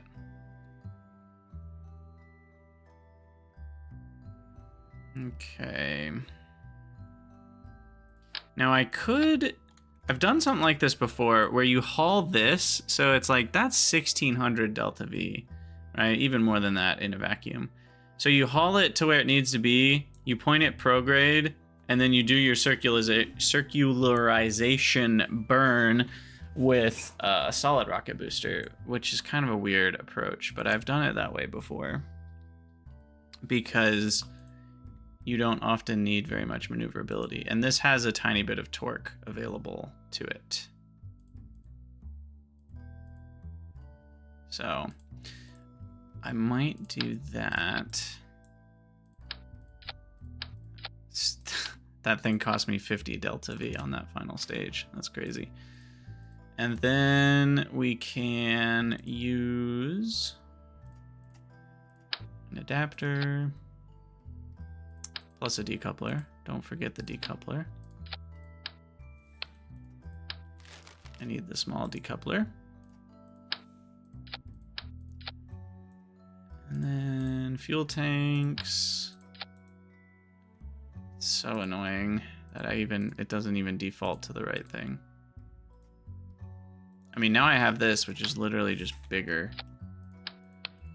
Screw the procedural parts issue.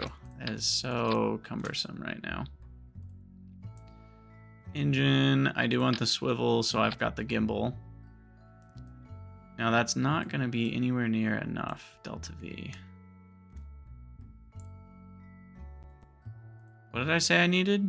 6,000 delta V? Good gracious.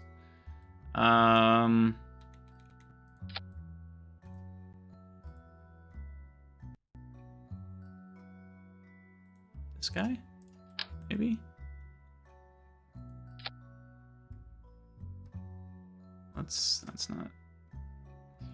Maybe... Eh, that's not gonna be enough.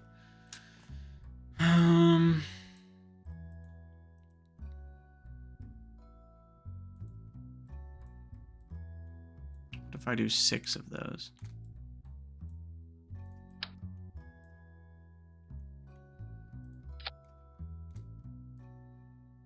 It's getting closer. I think I need a little bit more fuel here.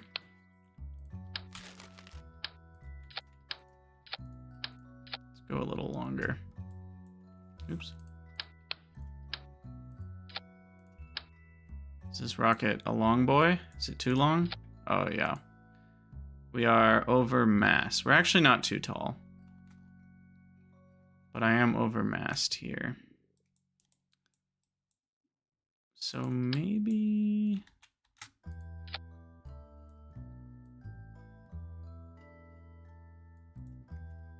Why is the music so quiet?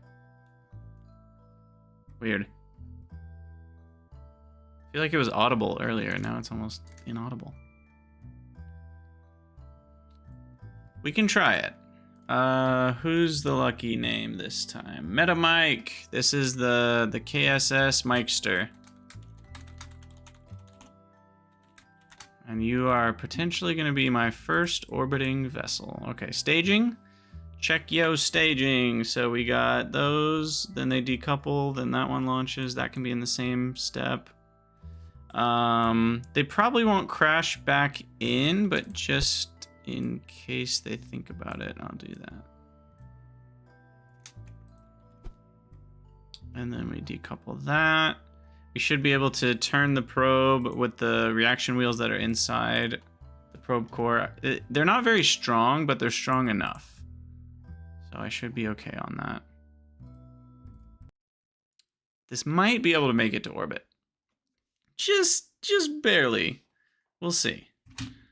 We will see. If we get... We're not going to have a super efficient gravity turn, because if I go too efficient on the gravity turn, then we would end up not having contact with the space center anymore, because we'd end up like over here when we're trying to circularize or something. So you actually can't go too efficient. before you have satellite stuff set up. But here we go. Launch, turn just slightly. Oh, I forgot fins. This is probably gonna end in flopping sideways, most likely. But it's worth a try anyway.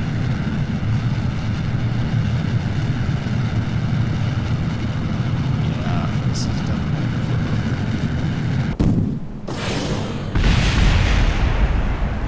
Yeah, there it goes, there it goes, there it goes. Okay. Not surprising. We need some fins on this bad boy. Ah, clicked out of the gate. Okay, the winglets? I hate that the winglets cost 500 each. It is the dumbest.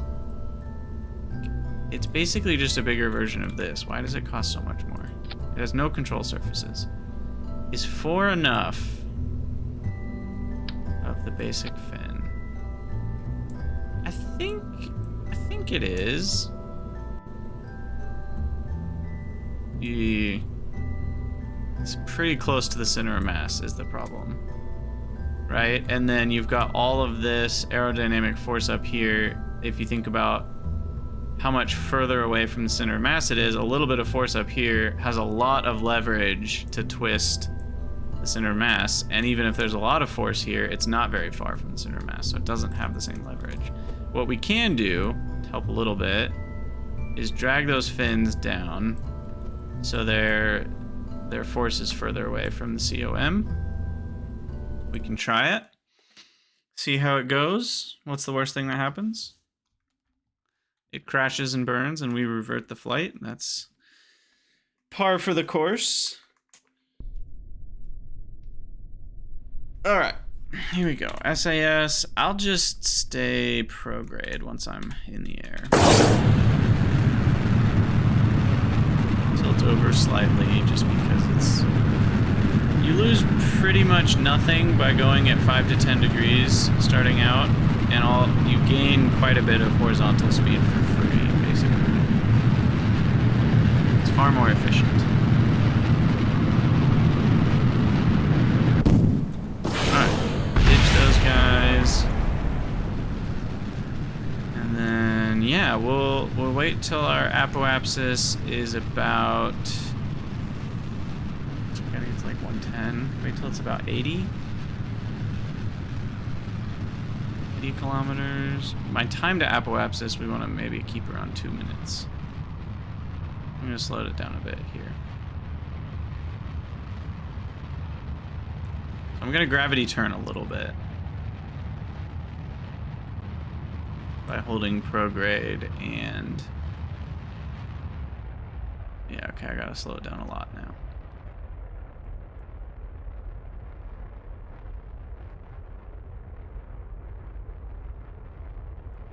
Alright, I have 3 minutes of thrust left in this thing. Yeah. This is maybe gonna end in disaster.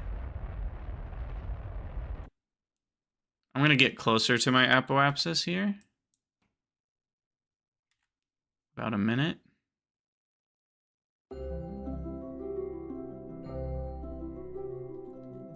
Wait, what contract did I finish? Oh, the testing one. Yes.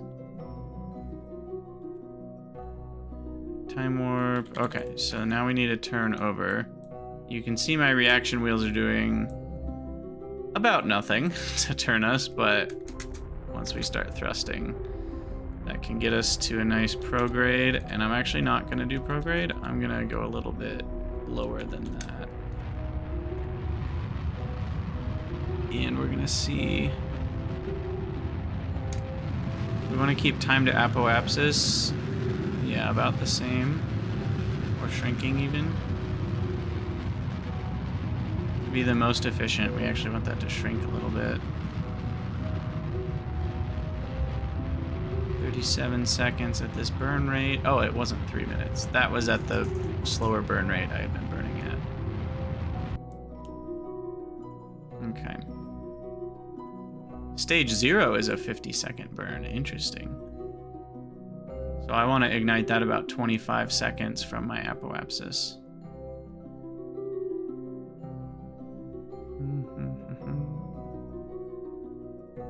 right. We might get to orbit. I don't remember what orbital speed is.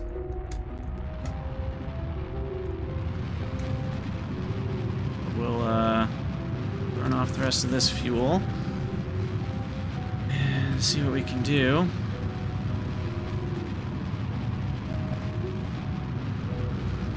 Okay, perfect. We're about 20 seconds away. Do that. And yeah, here goes nothing. Our solid rocket thrust to the side. Let's see if we can get going. Orbital speed.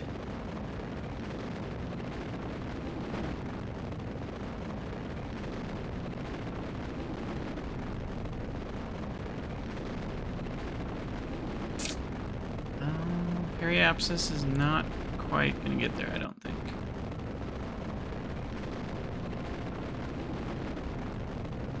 I'm gonna turn a little bit vertical, gain back some of that vertical speed.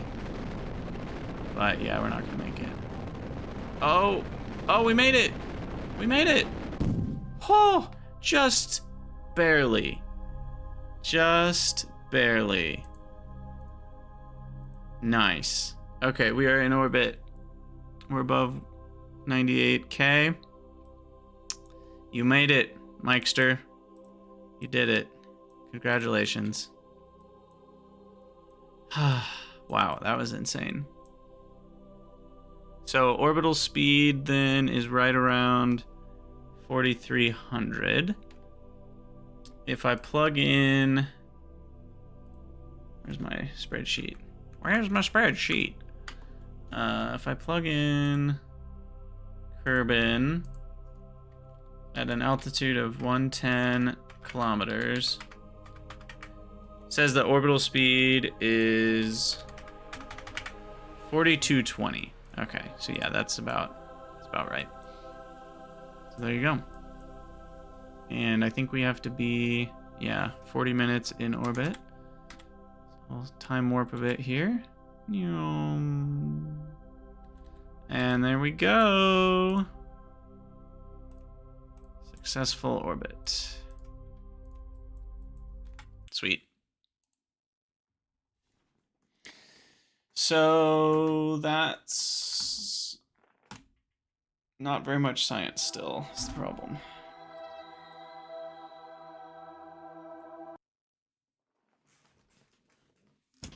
And I need more science.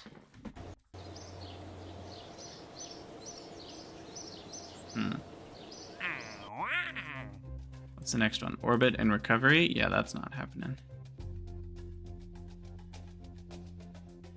And that one, this is orbit and return. Which is, again, a lot harder. A moon flyby is not as hard as it sounds. Once you're in orbit, it's just a good amount more delta V to get flying by the moon. So, yeah, what about...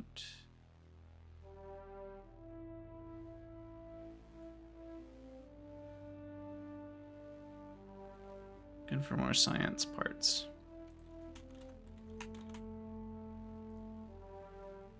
So the magnetometer might be worth it. Let's do it. So now we've got the magnetometer, and we still have the Science Junior. That's only been tested in a couple biomes. So let's open up. Who was the Science Junior one?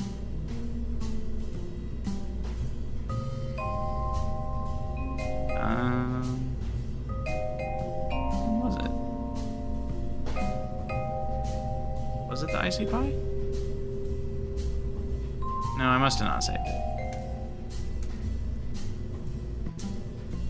Must have not saved it. Okay, well, let's keep... What? Oh, it's attaching to the little doodads. Let's keep this idea. Let's actually keep the fuel tanks at the top, because that will make it more top heavy, which is good for aerodynamics. And then we'll do science. Juniors. 2 of them. And a magnetometer boom. Which, this is where center of mass stuff can get kind of annoying, because it's not going to be symmetrical unless I have 2 of them. 2 of them is extra expensive. They cost 3,000. I am going to recover it. Maybe the price doesn't matter. We've got 2 thermometers unnecessarily. Now the mystery goo, does that weigh the same? 0.05, 0.015. No, it doesn't. Okay. I'll just have 2 magnetometers for center, or yeah, centering everything.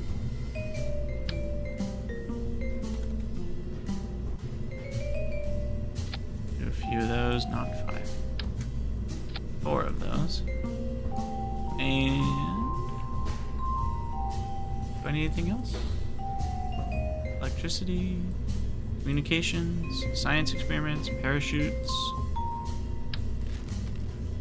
and engine 1300 Delta V is plenty to get wherever we're going. Perfect. So one of the Patreon supporters' names is Sputnik. Sputnik. So this, and it's still, we've got the Stay Putnik, so it's perfect. Couldn't be perfecter. Alright, this is gonna go test, I don't know, in the water maybe. So let's also throw in the bathymetry thing. How much does that weigh? 0.01. So maybe I put this across, and then you watch this number here, the torque from KER. Oh, wait, it got deleted. And so your goal is to shift things around for that number to go down, because that means your center of mass is lined up properly. You know, if that was out here, it'd be better. That doesn't make any sense. So instead, we'll move this one in. And that will lower the torque a bit. Which should help it fly a bit straighter. I reckon. I reckon indeed.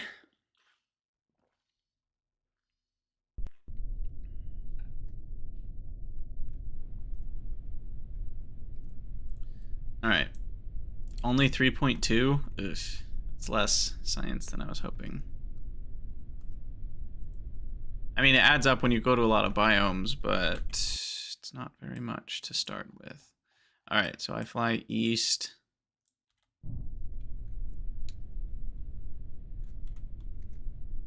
I also don't know if it has aerodynamics when it's extended or not. Seems like it might. Yes, it certainly does.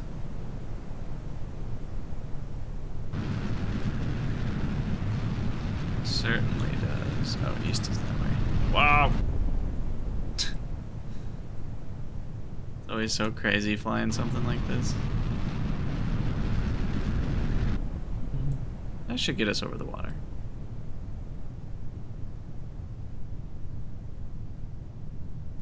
I think.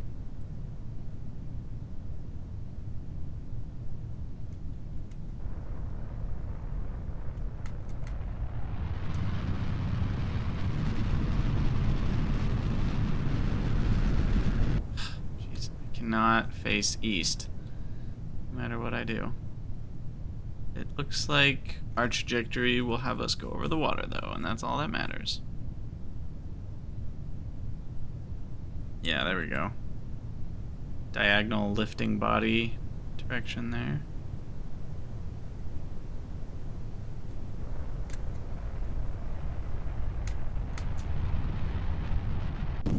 Oh, and we're out of fuel.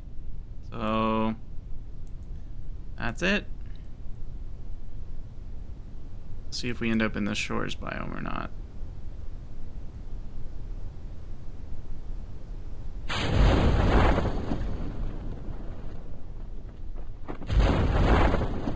looks like we will. But we'll be splashed down, which is a different status, and should allow this thing to collect data, which is good. Alright, and 10 meters a second is a little fast, but maybe the engine will break and the other things won't. No, we're okay. Sweet. Alright. So, lots of science options. Materials study, bathymetry data, mystery goo, pressure scan, magnetometer scan, temperature scan, telemetry report, keep, transmit, transmit. I mean, I guess I don't need a transmit, but it's fine. Beautiful sunset landing.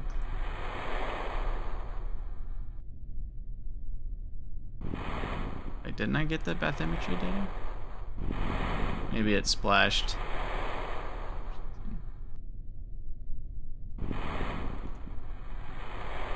Why is that not? What's going on here?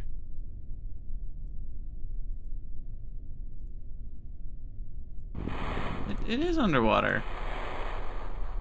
Don't you tell me. Oh, come on. There we go. That was weird. And then it's not showing up here? What's going on? I mean, I think I have the data. Review data, yeah.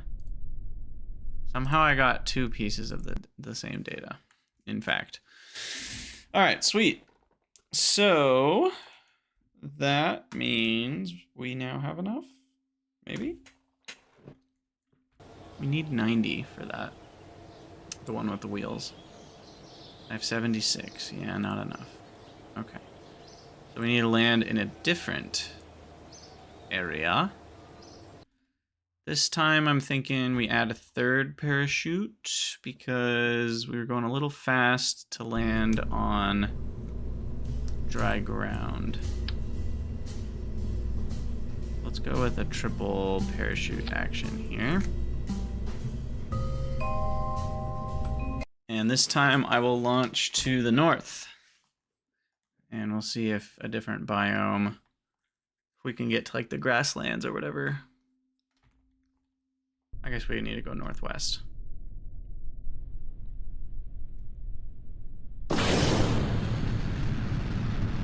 This way.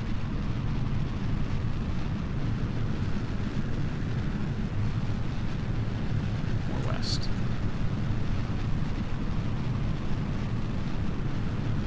Ooh, she's wanting to flip over.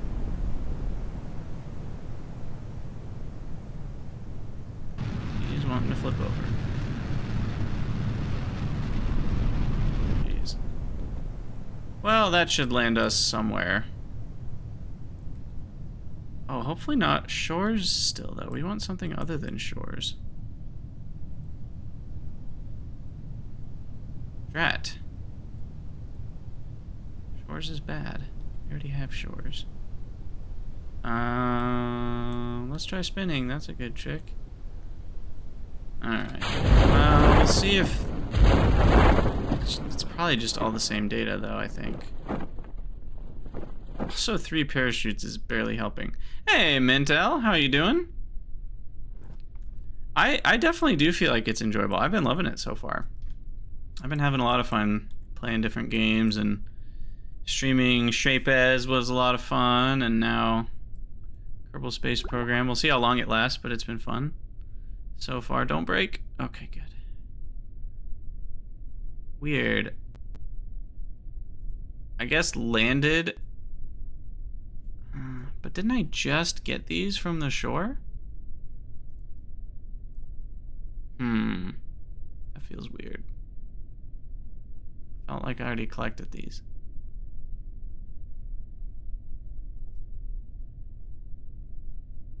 Interesting. Well, I'll take it. I'll take it. And then if that... How much was that? Was that 20? I think we're to 90 now. Yeah? Yeah. Please? Please and thank you. Perfect. Alright, so now I can grab space exploration, which gets me the Rovamax wheels, and also the radio... Oh, where is it? Yeah, radio plasma wave science instrument. That does only work in space. I don't think that does anything on the ground, but we've got plenty of things that do work on the ground. So now we need a rover. Who's the next Patreon name to get named?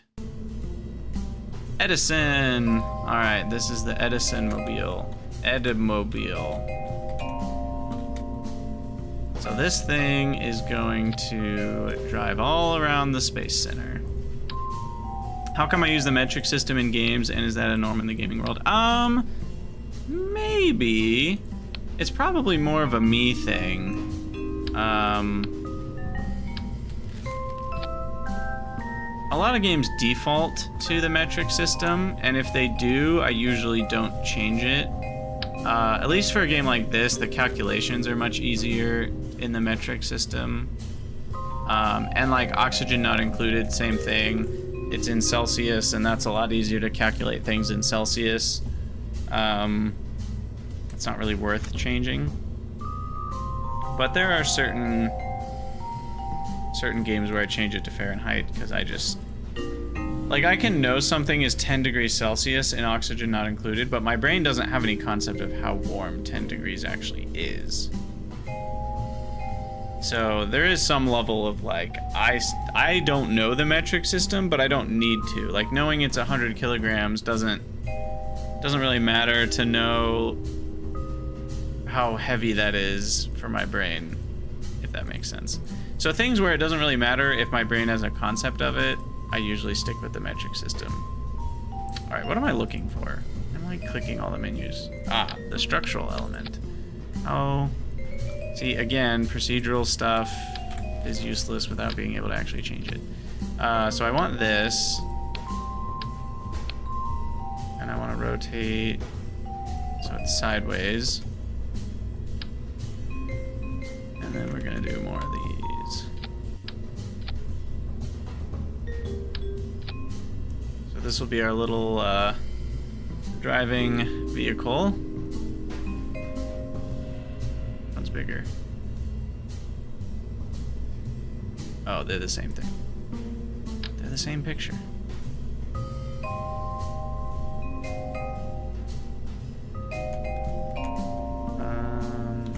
There we go.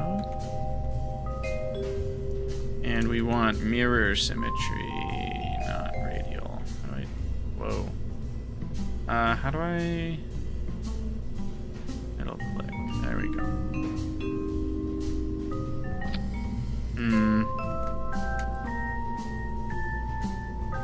What's up, Lodro? The jams are courtesy of the game. These are just the default KSP. Why did it change to 5 clicks?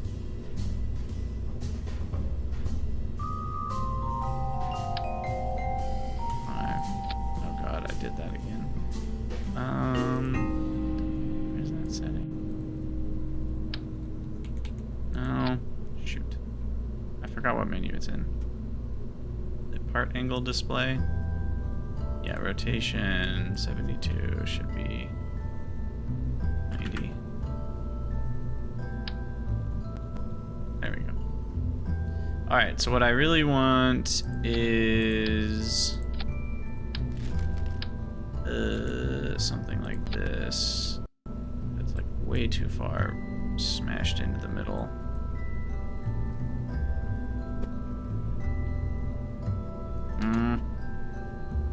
Can't even click on it. I also can't remember how to pan the camera. Oh, maybe you can't.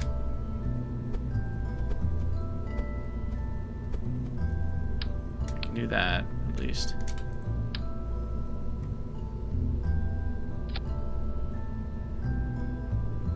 Okay. There we go. There we go. That was a lot more work than I wanted it to be. Okay. So now we can move the wheels to this thing, which seems a bit wiser.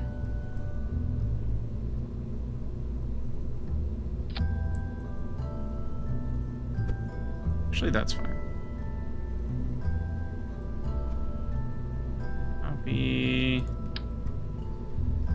Copy that, put some wheels on the back, and then this thing needs to just be batteries and solar panels and science.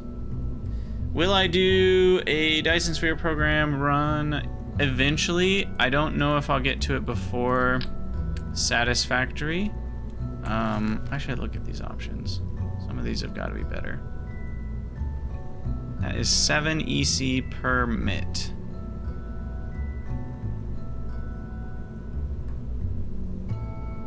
That's only 4. That one is 6. That one is 5. That one is 3. Ooh. What are you? 9. Okay. So you are the most efficient. And 16 MITs a second. I need one of those. Start deployed. Oh, that looks cool even. I like it. Like a little bug antenna. Okay. Electrical.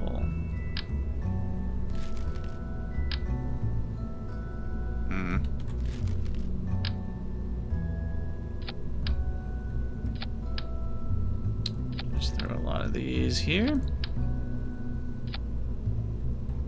Might be enough for now. Put a few solar panels on top. And then science. We need a thermometer. We need a barometer. We need the magnetometer,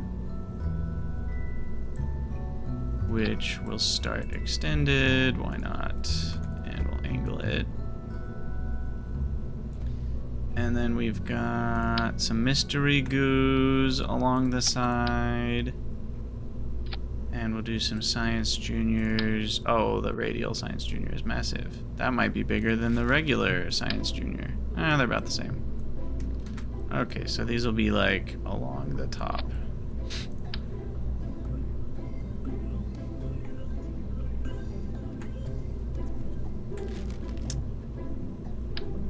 What's the thing about the mod you're using? Which mod? Outer Planets? Outer Planets just adds a few more planets. Rescale also is a big one I'm playing with that makes everything, all the planets bigger, as well as like the solar system size. So that ends up making it quite a bit of a harder playthrough.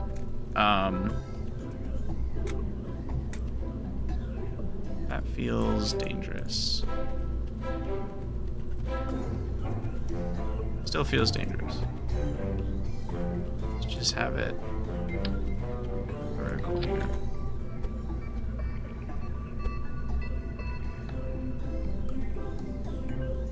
All right, is the Edamobile ready to go? I think it is. Can't sport vessels over 30 parts. Oh, 42 parts. Oh, beans. To be honest, the solar panels can probably go.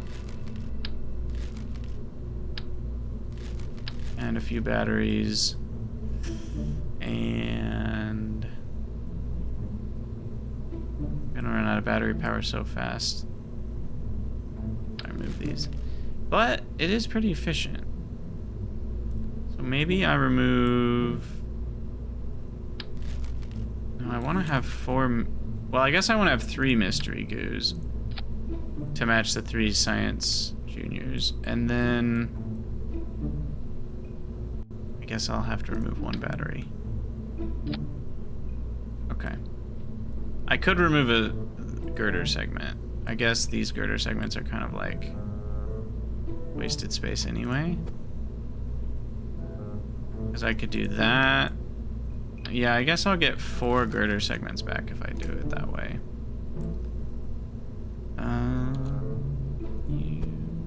Nope, there we go.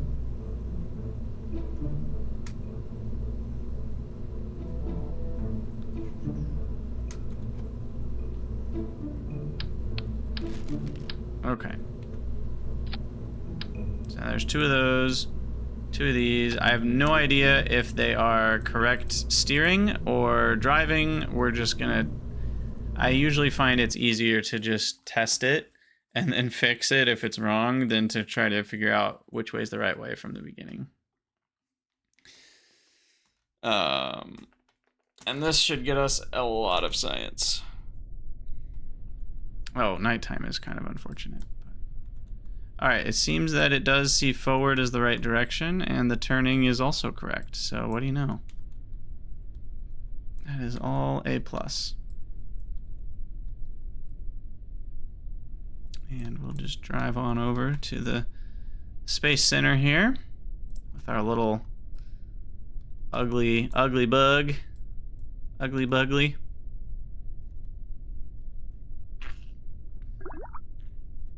Here we go. Crawler way. Is there a collect all button? I wish there was a collect all button.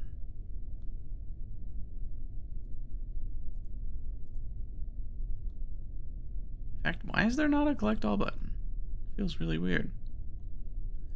Okay, keep, send, keep.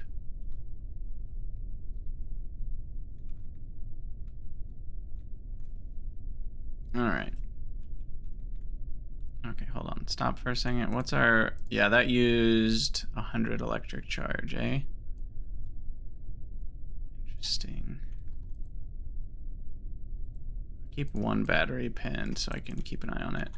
Now what is going on with X science here? Settings window. Simple mode? No.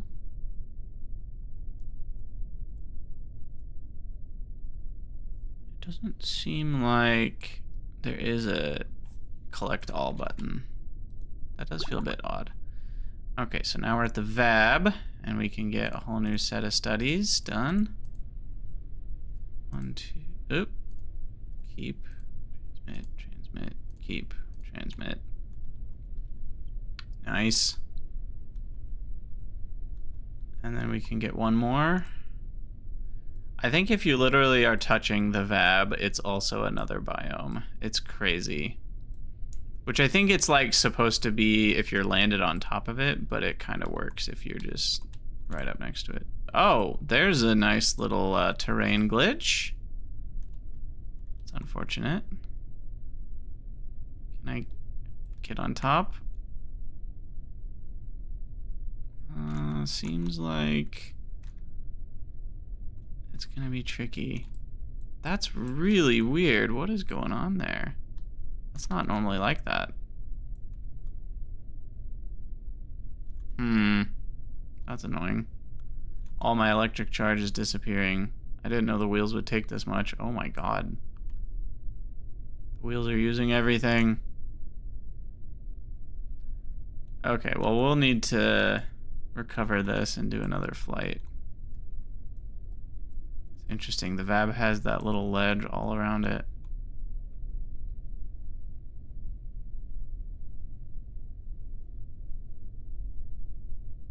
Okay, well, we'll head over to this. What building is this?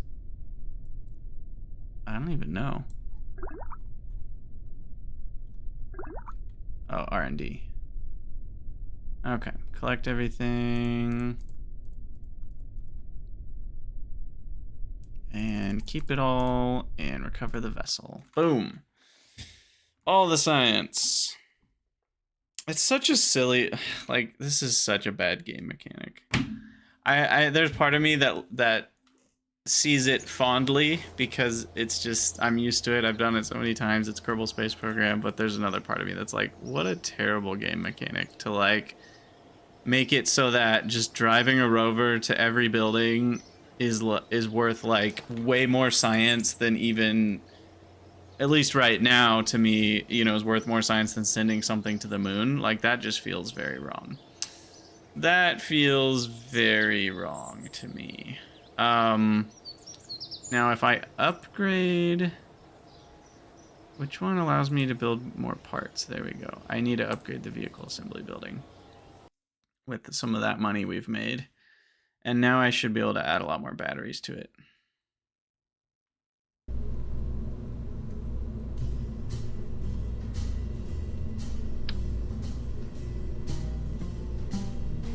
And what I could do is add batteries. This.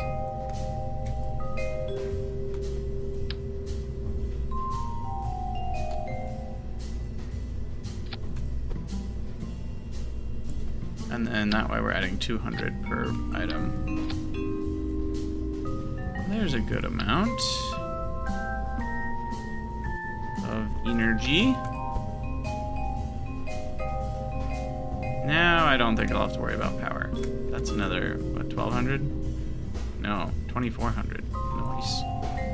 Which means, and now we're not dealing with the part limit, so I'll do another goo, and I'll move the magnetometer boom to the sides here. I don't need two of them though. And another science junior. So now I got 4 biomes worth of material. And I'll just grab a new magnetometer. Yeah, the radio plasma wave one can't be done on the planet. It has to be in space.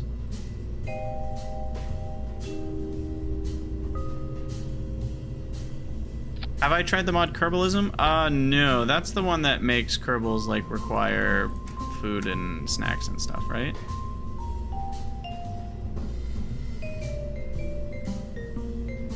I mean, I could put solar panels on this thing, but what's the point? What's the point?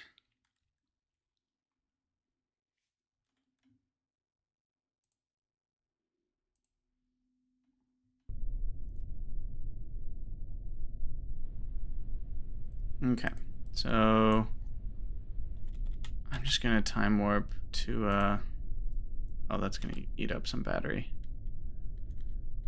But I want daylight here. Oh geez, I am slip sliding everywhere. Holy crap! Traction control, go way up, please. All the way up, even.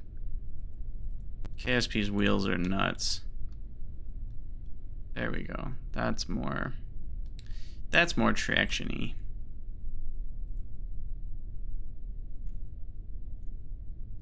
Motor, brakes, wheel stress. You can do spring controls and stuff, which is really interesting.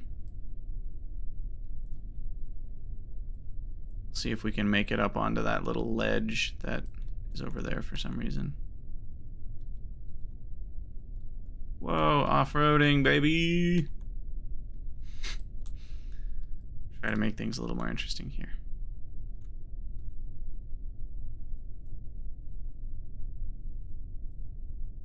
Whee!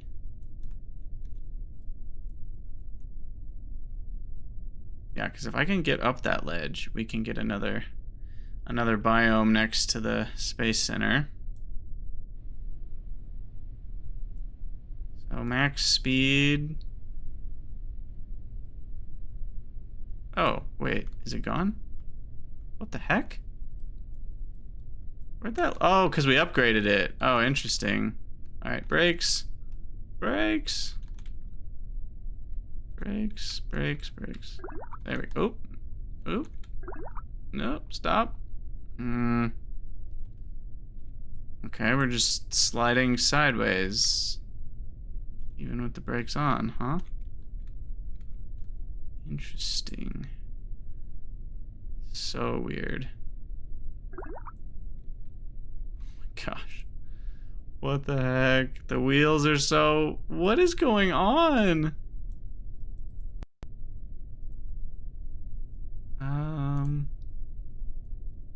Friction control. What the heck is the difference between traction and friction? I need spring adjust.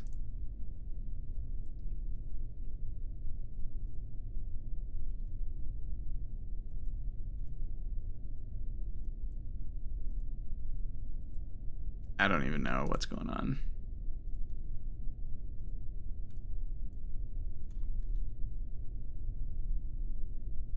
Oh, my brakes are still on, that's what. What? Now I'm getting nothing. Okay. What have I done?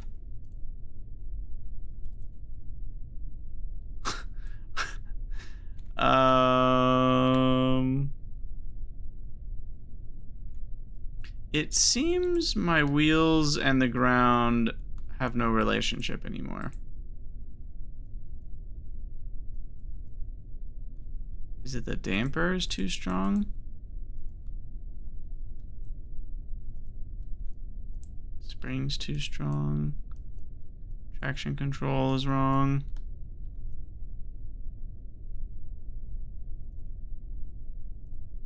We just turn it all back to auto.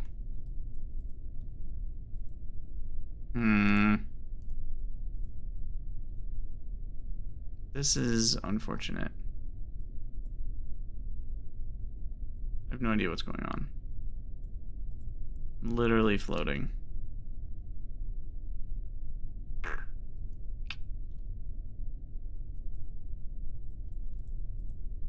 seemed to be working before. But now we're really just kind of off the rails here. It doesn't even seem like the wheels are doing anything. Like at all. Traction control. Friction control. It seems to be like there isn't any friction with the ground. But changing it seems to do nothing.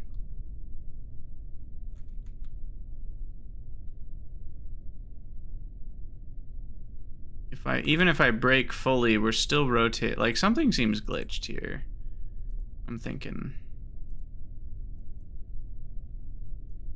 Adjusting the spring doesn't move anything. Yeah. I think we've entered glitch land. There we go. Oh, oop, oop. We need some damper. Okay. So that seemed to get things fixed. Turning on the time warp. And then it glitches again. What is going on with this? It's so weird. What the heck? I do not know. I mean, it's probably the weight is way too high for these wheels. But at the same time, this is still the weirdest, like, what is going on kind of thing, you know? Like, why am I sliding sideways at this rate? Makes no sense.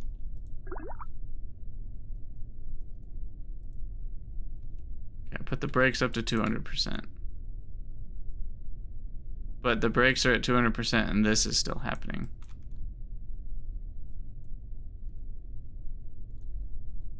All I want is those.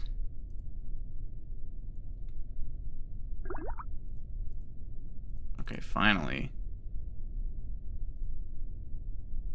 Reset, scan, send, keep. Ugh, almost.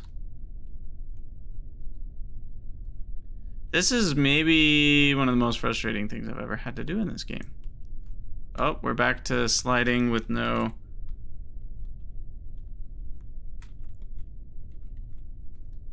no stop. This is the weirdest... I don't even know.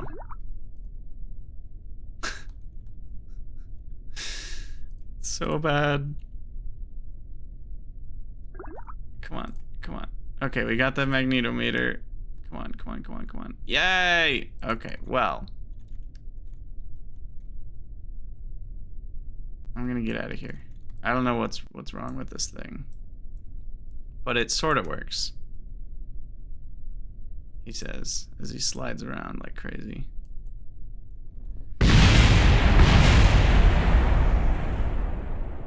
Whatever. I give up on that thing. What the heck? What the heck was going on there? Do I need more wheels? If I go to 8 wheels, will it work better? Let's find out. I'm curious. That's so bad. But the good news is I can unlock a couple more things like fairings and radial chutes. Or maybe we'll do the control wings and RCS ports. Always the answer. More wheels, more boosters, more everything. All right.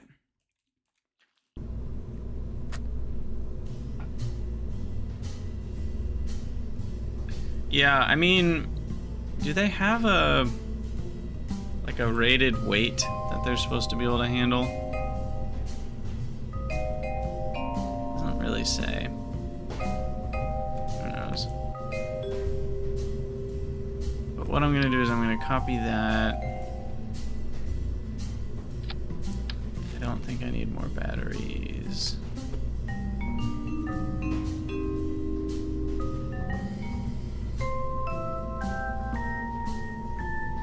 Alright.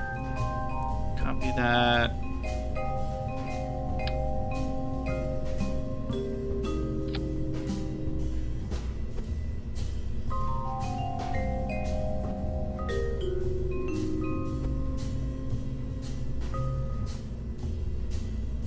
Alright, so now... I really wish I knew what all these things did. Like, should the springs be stronger or weaker? Ooh. A gold variant?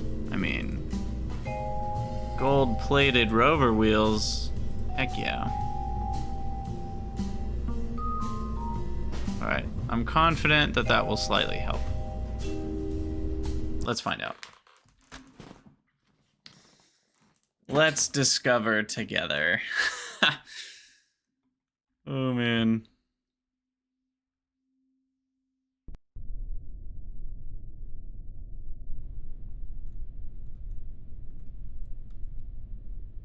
Oh, well, we need it on both sides. That's for sure.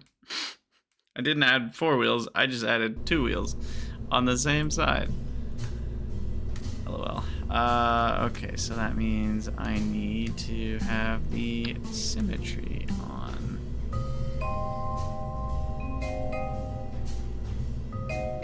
Unfortunately, means I need to do that offset again.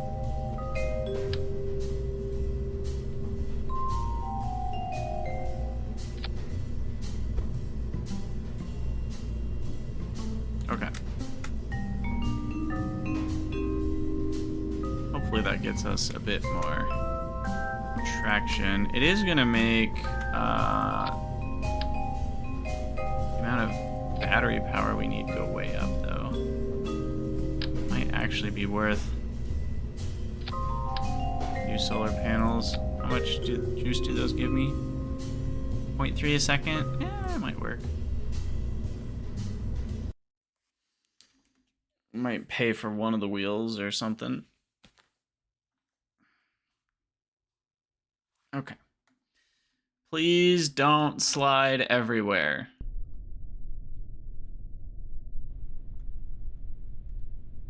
Okay.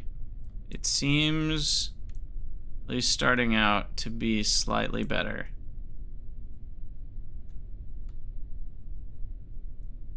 Okay. But the issue started when we got over there, so we'll see what happens. We shall see. 10 meters a second. Oh, jeez. Is actually pretty fast. 24 meters a second, because a meter is like 1.1 yards. So 9 meters a second is like 10 yards a second, which is 30 feet per second, which is like 20 miles an hour. I mean, it's not like blazing, but it's faster than you ride a bicycle generally.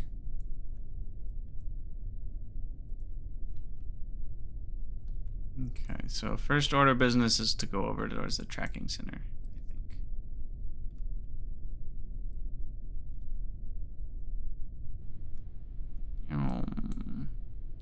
Okay, we turned successfully.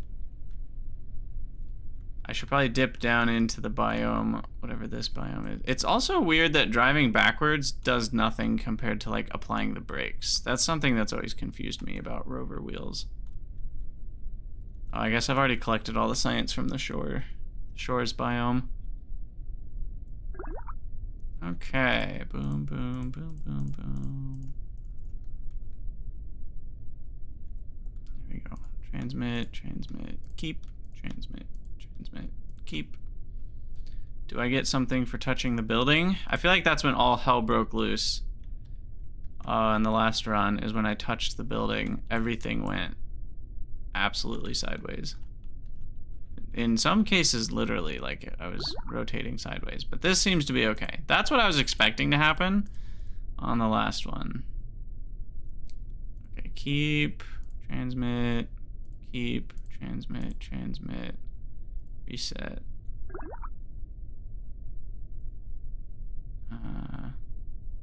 Transmit. Wait, I should only have 2 of these. What do I have? I'll reset that one. Tracking station.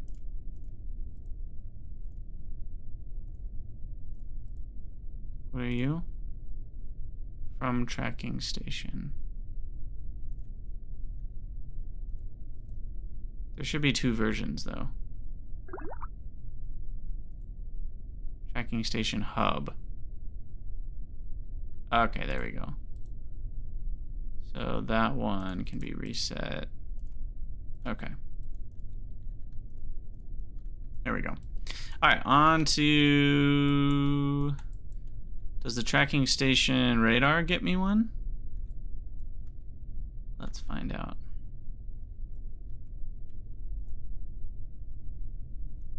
Those solar panels were a good idea. I'm getting 1.12 energy, and my wheels only take about 3, so it does pay for some of that. Doesn't seem like that's anything. No. No, not getting anything. Okay, go around. And then off to the next building. What are these things? Maybe those are worth some science. There's a little ledge here. Another one of those weird ledges. Apparently KSC, just general KSC is a thing that I didn't get before. Doesn't really make sense, but okay. Is this something? Yeah, the VAB South Complex. Okay, keep, send, send, send, keep, send. Awesome. Oh, and I guess we're done. That's all 4 goos and all 4 science juniors. I've never actually looked inside one of these. Wow, look at all that. You've got little vials, you got some plants, you got all sorts of color swatches. Got some crystals, you got a sandwich, you've got some little alien goo thing. That's cool. All right, recover this bad boy. And that should be, I don't know, 100 more science? Maybe? If I'm lucky.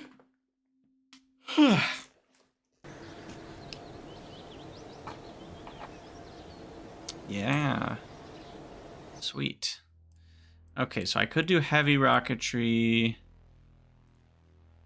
Fuel systems might be good to get bigger procedural tanks. Ooh, and external fuel duct, so I can do asparagus staging. You can get some serious Delta V with asparagus staging.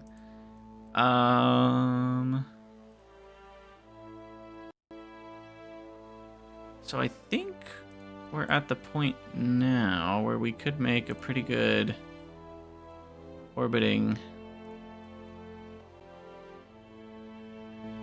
little probe.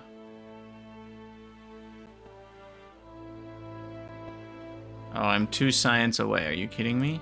Are you kidding me? Part testing. I need 2 science. 2 measly science. Where's like on the landing pad? There. Tested at the launch site. Tested at the launch site. I'll test both. There we go. That'll be my 2 science.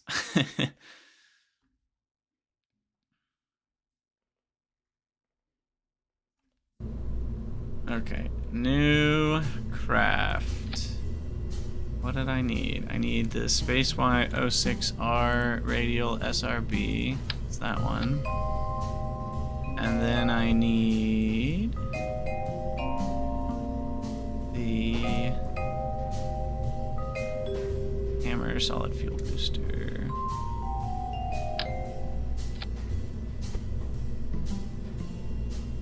Perfect. Thrust limiter 0. Thrust limiter 0. Launch. We can test it. Just won't actually let out any va-va-voom.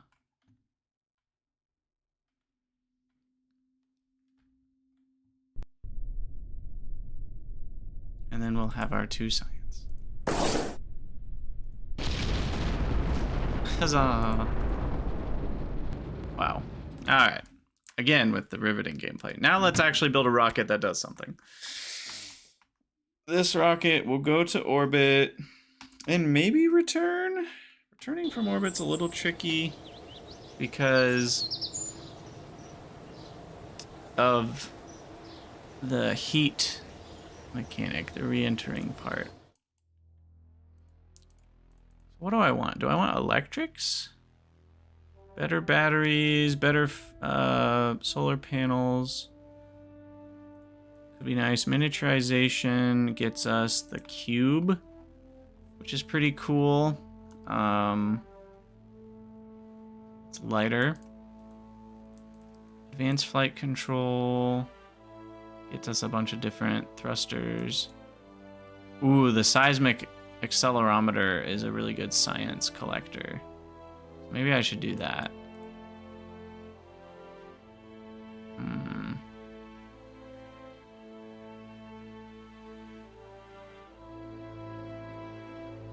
Yeah. Heavy rocketry is nice though too. Let's get the accelerometer just because, again, that will pay for itself. Like if I do one more trip with the little, we still have some places we haven't been to. If I do one more trip with our little rover, what did we call that? The Edimobile. That's right. Edison EF. Thank you for being a patron. You had a rover named after you. Alright, yeah, so we throw the accelerometer on here. This thing is a crap ton of science. And that will get... that'll get a good amount of science going. Oh, and we've got ScanSat to do? Oh, we got all sorts of fun in front of us. But one more rover trip.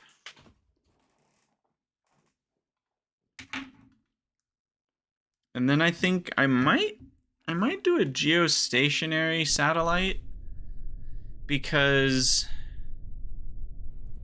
Yeah, 9.6 a piece. A geostationary satellite will allow for not, you know, full coverage, but basically right now there's only a small cone that we can actually access a probe.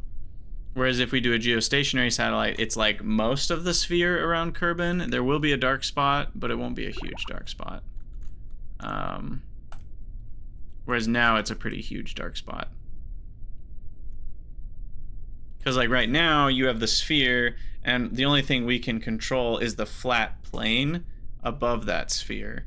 Whereas if we get a geostationary satellite, it'll be everything kind of like wrapping almost around the planet, and there will be a dark spot on the opposite side of the planet where the geostationary can't hit, but it's still pretty good.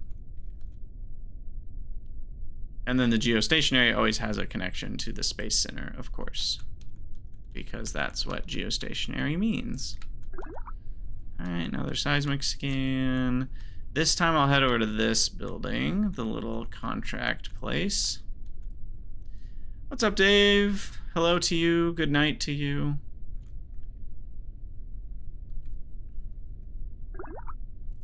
Another seismic scan.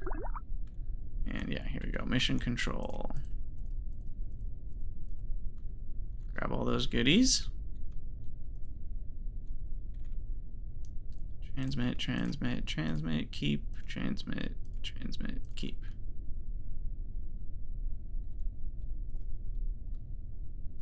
All right, and then just barely. Oh, the building doesn't give us anything. It's not. Oh, sad. Okay, on to the spaceplane hangar. Looks to be held together with some 2x4s and duct tape.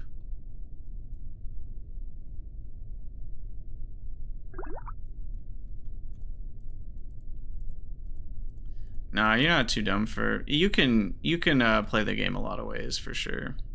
You don't have to be a rocket scientist. I mean, you kind of do, but not really. It's definitely not harder than Factorio, you know, at some level.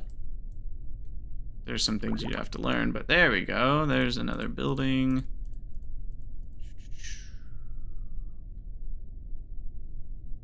No on-screen messages? What? That was literally working a second ago. Did that stop working? Did I turn it off? Twitch chat should be working. But you're right, it has stopped. Lost connection to Caster Labs at 3:12. Oh, so 5 minutes ago it stopped working. There is a major outage. Ah, okay.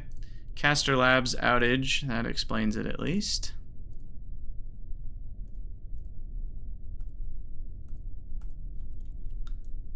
Okay, and I need to visit one more spot. Oh, the runway is a good spot to visit. So we'll go visit the runway, go get some more science over there. And then we shall have plenty of science to do a space satellite, geostationary satellite.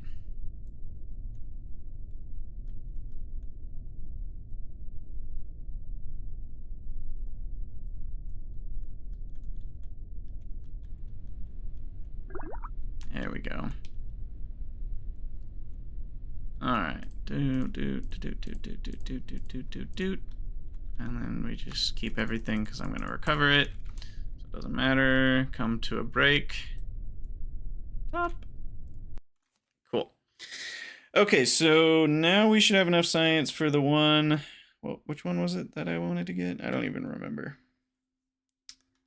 It was it the electrics one?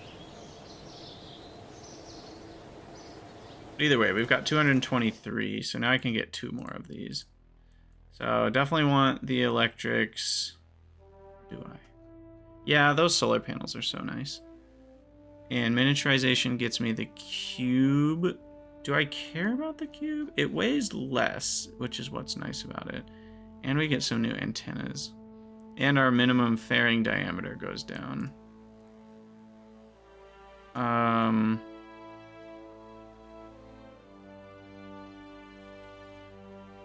We also can get smaller procedural tanks with propulsion systems, so that's pretty good. That'll allow for the probe at the top to be much smaller. So that's what will for sure get me a satellite. And do any of these have new science experiments, or did I get them all? Oh, that one has the atmospheric one.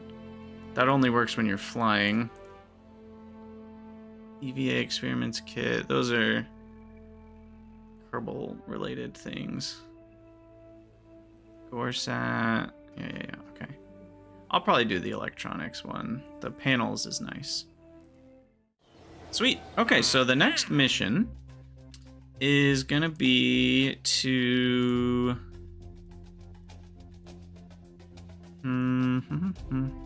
I mean, what I'd like to do is not orbit and return, but I would get 2. Maybe we should do the orbit and return. That'll get us a lot of money.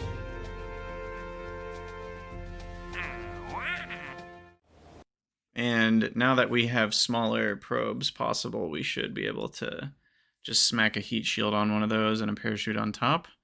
And the only trick is going to be... Alright, who's the next Patreon supporter? To have a spacecraft named after them. The next is Tom. This is the KSS... Oh, I need one of those. KSS Tom. Actually, all caps kind of looked cool. Ground control to Major Tom. Alright. We are going to get a liquid tank.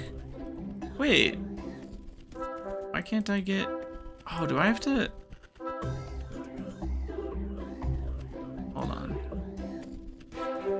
I have to pay for the... Oh, that's kind of weird. I think I have to buy it. I have to buy the upgrades in the upgrade or the research center. I guess that makes sense. It kind of makes sense.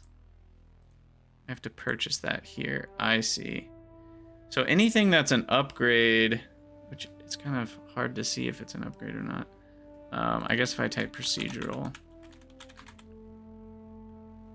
we can see where the upgrades are.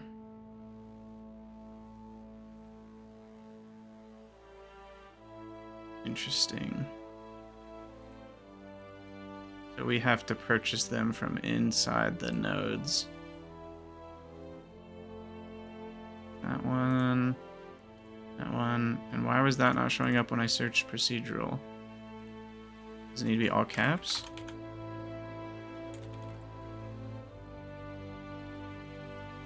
Am I... Like, why would it show this as yellow to show that that has a search result? And this one isn't, but when you click on it, they're right there.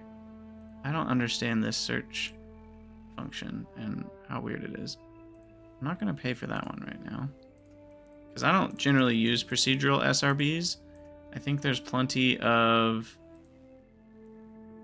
good SRBs the way it is.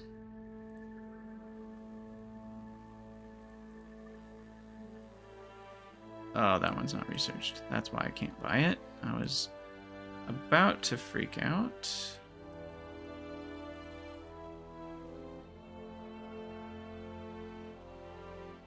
Okay, procedural nose cone. Oh, I can't get those yet.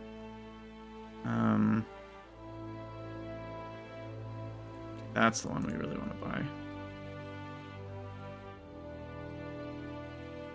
And the miniaturization. There we go. Okay, now why didn't that spend any money? Those spent money, but the procedural ones didn't. Weird. Okay, well, all that to say, we now should be able to make the procedural tank the size we want. With some luck. Okay, so now you should be able to be... Oh, beautiful. Ah, yes. Now we can make big boy tanks And if they're smaller, up to 4 meters long. Okay, that's a lot better. So for this last stage, so this is going to be orbit and recovery. So we really, all we need is a parachute. Need a heat shield.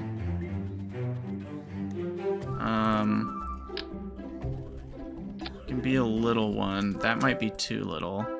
So we'll tweak scale it up a little bit. I probably don't need that much ablator. That isn't a 100 kilogram heat shield. And then we'll throw a parachute on top. So that's all that needs to land. I'll give that a Unitron.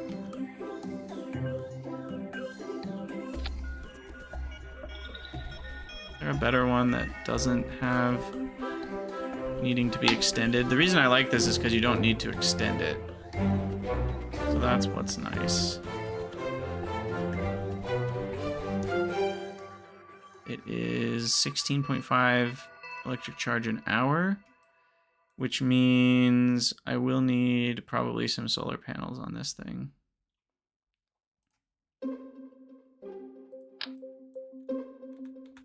So let's throw 3 of those. And we'll just have to keep it angled somewhat towards the sun. Okay, so that's that. I will need a decoupler on the bottom. This sometimes is a little glitchy. That's the one we want.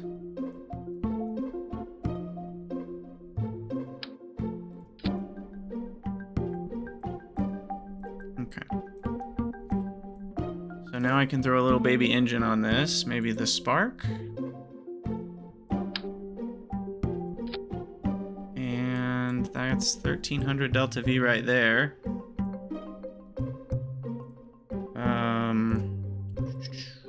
So how many? I needed like 6,000 delta V to orbit, which means to orbit and recover, you need a little bit extra. Let's make you fillet cylinder. So it can be like, yeah, something like that. And then we fit even more. And it looks so cute. Look at the little thing. It's adorable. What texture do we want? Many to choose from. Although, I feel like so many of them look so similar somehow.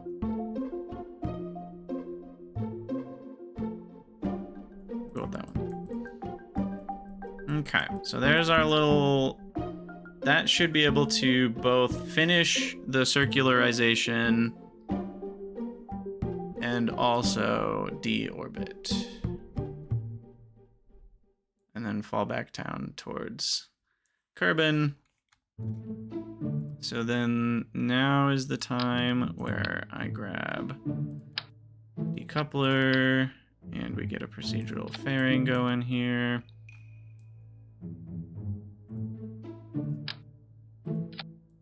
There we go. Might need a little bit of extra radius.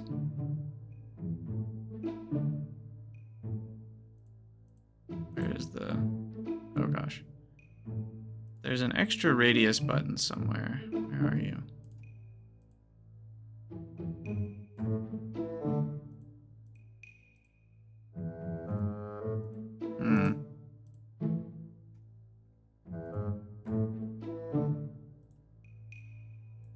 Oh, is it on this one? Yeah. There we go. Okay, perfect. So now we've got that little guy. And that will make sure we're nice and aerodynamic. Good night, Dave. Sleep well.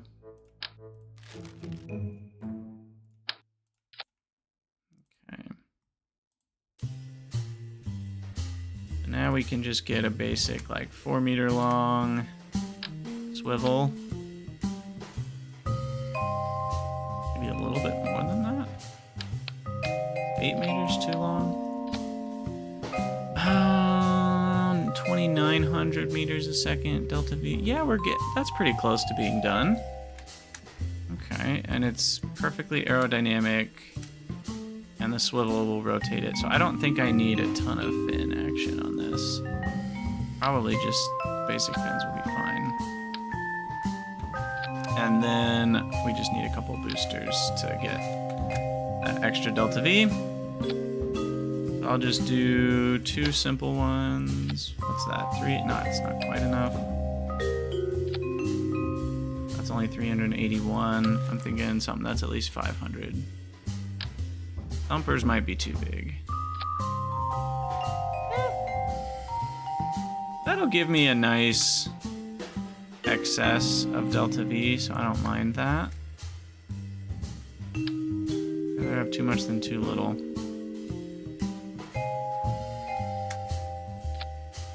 Okay. And then we'll move those down a bit so that when we jettison, they fly off to the side. We need some nose cones. I don't know which one. Is it that one? Yes. Ta-da! All right, Tom.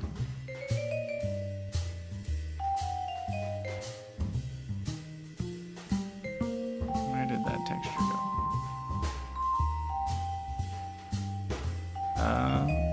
It's near the beginning. There it is. Cool. So this should orbit and recover for only 9,600 funds. Let's see if our staging's good. We've got thumper, decouplers. That'll be at the same time as the launch. Procedural fairing will pop after that. Yeah, that's correct. Once we're out of the lower soupier air, then we'll pop the fairings to lose the weight, because those weigh a decent amount. Wait, that says only 5 kilograms? Feels lighter than it should be. Is that right? 1184, 1139. What if I add the stock fairing?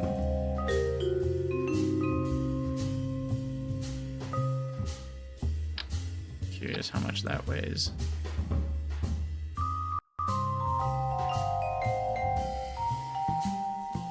Like 1214. So this is like way cheating. I feel like the density should be a little higher. Okay, we'll make the density like 0.03. So it's a little more fair, in line with what it should weigh. All right, and that messed up my staging. And then once we pop the fairing, the decoupler inside of that. How do you explode the fairings again? Control click, there it is.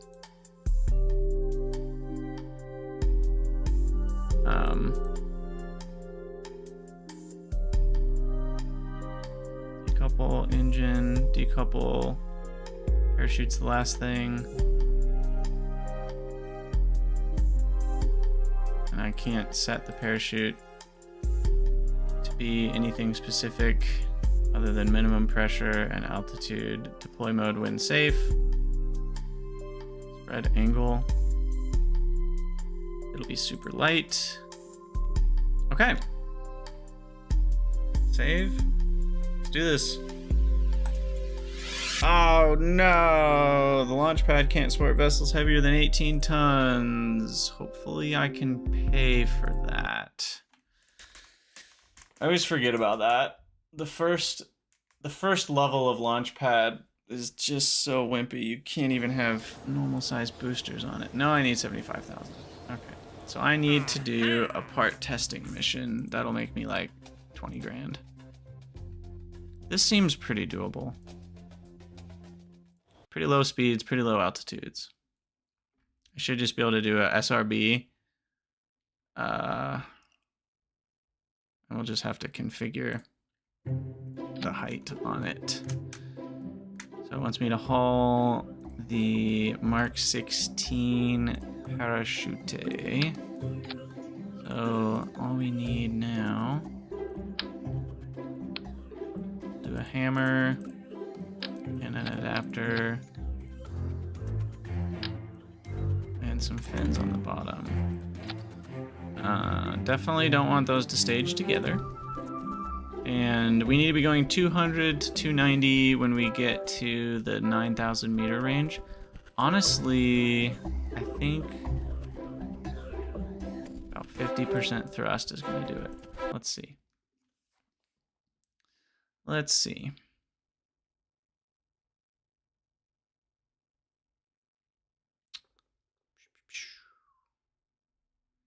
It's possible we might need more thrust. It's possible we might need less. Only time will tell.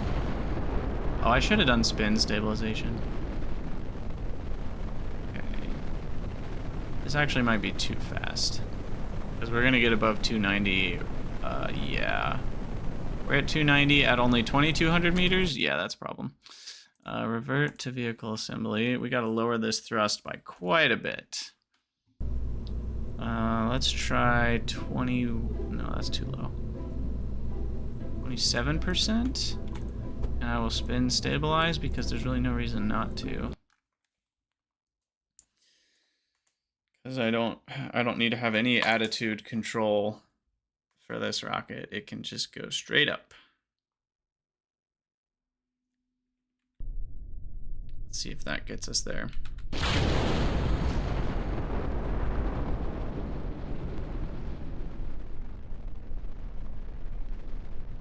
You know, it's possible, now that I'm thinking about it, it's possible that there's a world where none of the thrust numbers would give us what we want. Because we have to have a positive TWR, and once it starts lifting off, then the TWR is increasing so fast that it might never work. Just realized that. In fact, that might happen to us. It seems like our spinning is actually slowing us down. Do it or not. Crap. Too fast.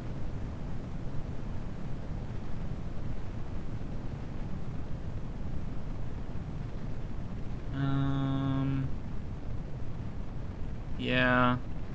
It's kind of unfortunate. There's nothing I can do to fix that. Okay. It was close. Maybe I just lower the thrust a tiny bit again. Maybe we start with less fuel. So then the TWR isn't as... Actually, no. You would want more fuel. Yeah, let's just lower that a little bit again. Try it out. This is what I was talking about earlier. These contracts are easy, but they're finicky. I guess the other option that would make sense would just be to use a liquid fuel rocket. But then I'm wasting more money. Part of why I use the solid fuel is it's just super cheap.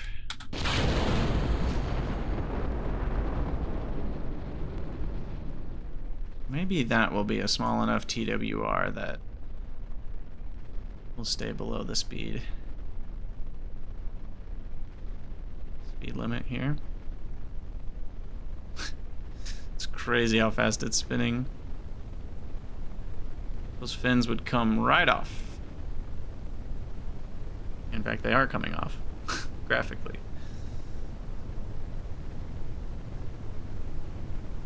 All right, we're at 150, altitude 3 kilometers. And speed is increasing. We're at now 220. I fear we're gonna miss it again.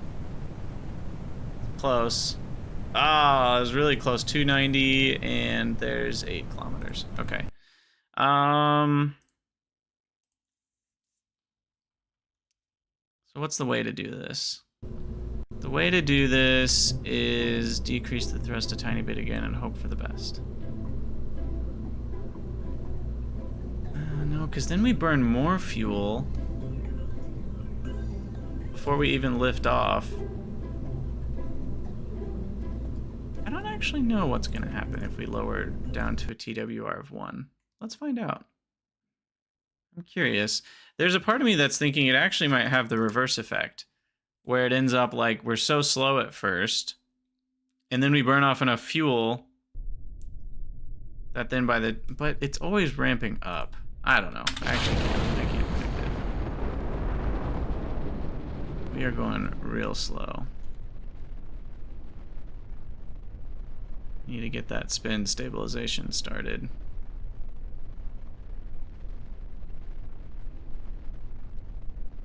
Okay. Well, we're a bit off. We're quite a bit off. Yeah, that didn't do it. Okay. Fine, I'll use a liquid fuel rocket. Jeez. Alright, it won't be as cheap as 2,000 though. Let's see how cheap we can get it. You know, I guess since we have small stuff, it can be pretty cheap. Because all I need is a little spark. All I need is a little spark. Okay. I guess this ended up being pretty cheap. Yeah. That should do it. I mean, maybe I put on tiny fins.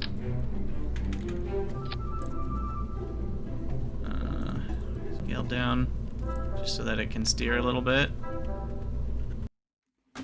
I've worked way harder than I wanted to for this contract. Goodness.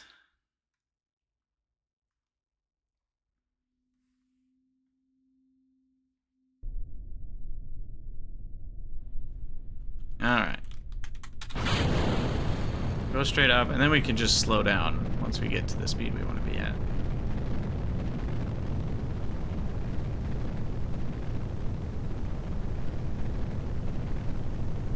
Which is 210.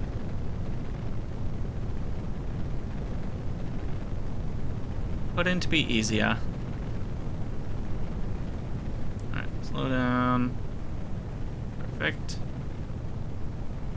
And then we just gotta get to 8 kilometers and the contract will be done. Slow down a bit more. 230, 3, 2, 1. Ba-bing! Give me that 21,000. And I will... Tracking station... No. No. I guess I have to watch this crash and burn. Oh, it doesn't have to crash and burn. I can use the parachute. Didn't even really consider that. But that'll save us another 2,000 monies or whatever. That might have been too late. Ah! Couple seconds too late. Alright, that's fine. I was hitting Alt instead of spacebar, so I was like, wait, why isn't it deploying? And then it was a little bit later than I wanted it to be. Oh well. So that should be enough money to upgrade our... Ooh. That looked cool. Upgrade our launch pad and launch the KSS Tom. Our first orbit and return vessel.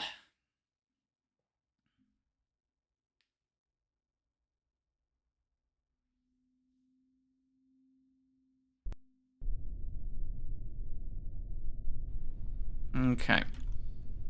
So, do I need to do anything first? Probably not. I think we just launch, tilt over a little bit to the east.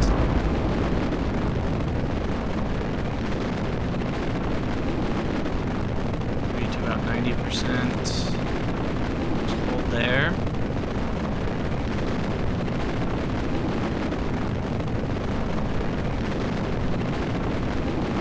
Good so far.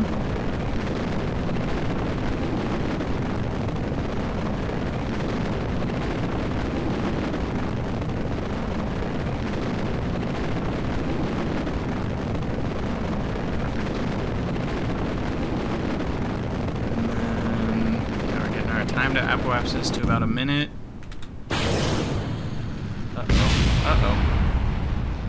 That's not quite as maneuverable as we wanted. Alright.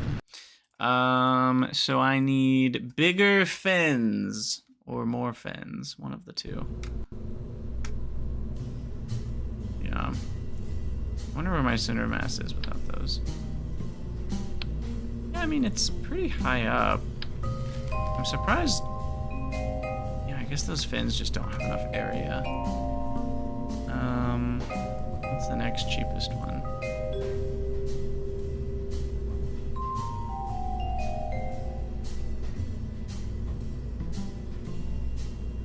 I guess it really is this thing. So the relative wing area is triple on the winglet, but the mass is also triple, so that's unfortunate.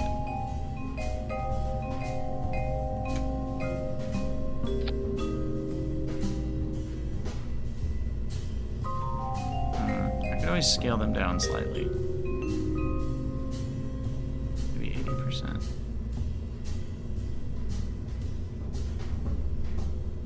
We'll go to 80%. Alright. I mean, that also... No, never mind. I thought it took a lot of delta V away. It did not. Okay, hopefully those will keep this thing flying straight. And I will offset them slightly down. And then that will make them a little better.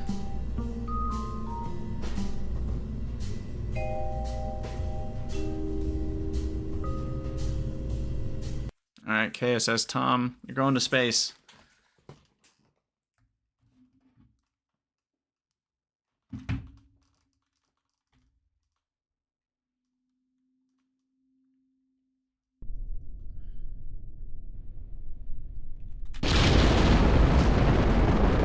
Tilt over slightly.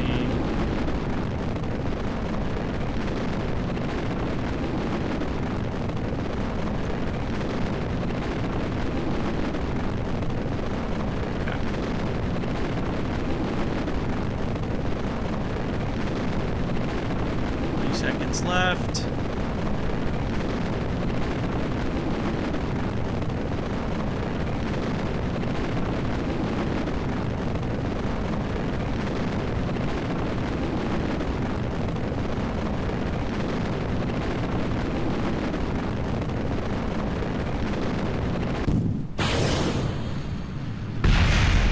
Always satisfying to watch that.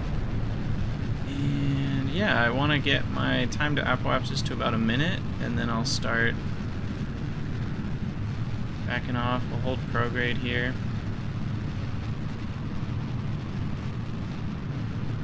Might even go to like 70 seconds. Given the angle I'm already at, I'm gonna go a little bit further at full speed.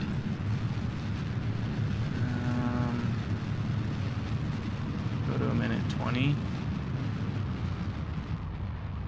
And we'll slow down.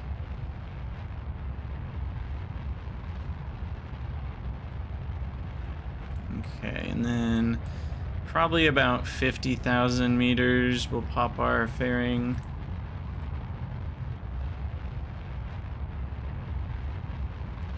I don't know the exact efficient point. You know, at some point losing the weight is more important than the atmospheric drag that you'll add.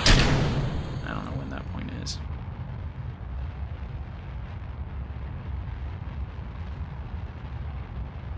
Okay. So I have about 2 minutes and 40 seconds of thrust total. So we'll get our apoapsis up to about... Oh yeah, I forgot to switch to orbit mode rather than surface. Get our apoapsis to about 110. Maybe just 105 is fine. I like a little bit of margin.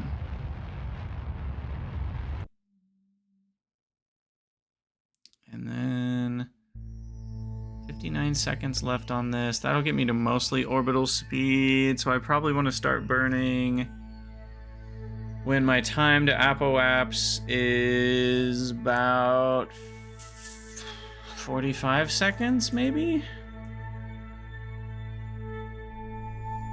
And yeah, see if we get, if the angle that we're trying to talk to the space station at changes too much, but we should be okay. All right, 45 seconds, let's do this. So I'm gonna thrust straight east rather than prograde.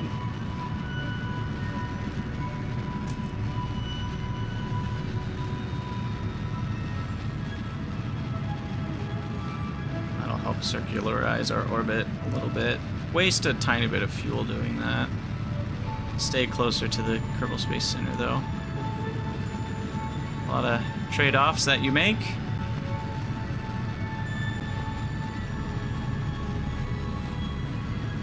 Okay. Everything's nominal.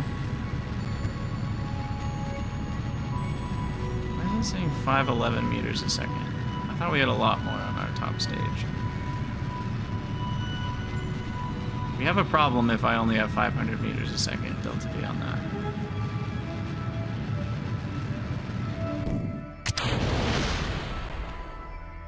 Cool.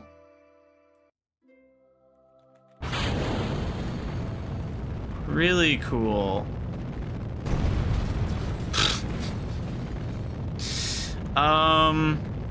So I attached the decoupler to the fairing base. I attached it to the engine instead of the decoupler.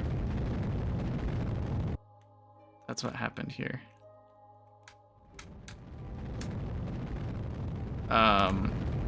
Also, why is this so wobbly? The gimbal way too.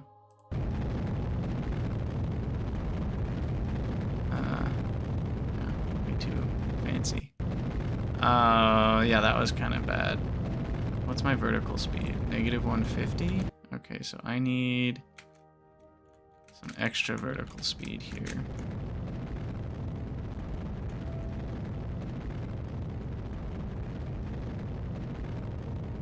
Try to circularize that orbit a bit.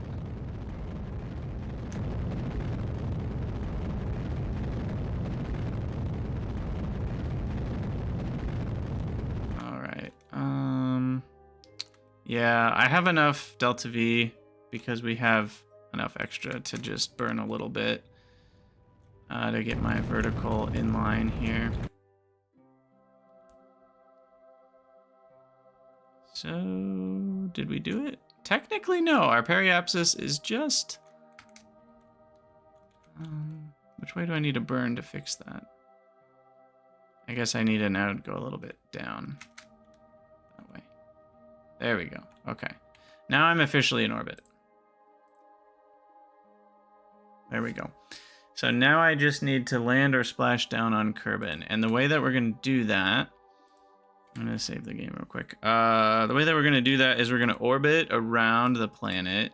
And when we're almost back, we're going to, like as soon as we get in radar range, then I can decelerate and we can land near-ish to the Space Center so that I can activate the parachute towards the end there. So we'll go around once.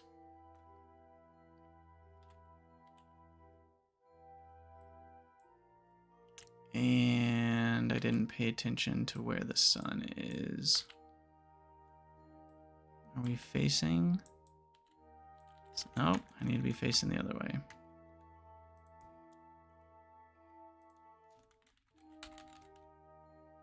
Oh, I have no control right now, right? Hopefully we don't run out of charge before I get control back.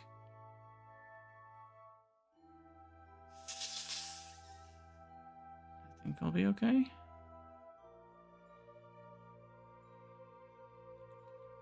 There we go. There's control. Slowly turn. The reaction wheels are pretty bad. I don't remember which mod I have that nerfs the reaction wheels, but I do like that they're nerfed. It just very much encourages using RCS, which I like.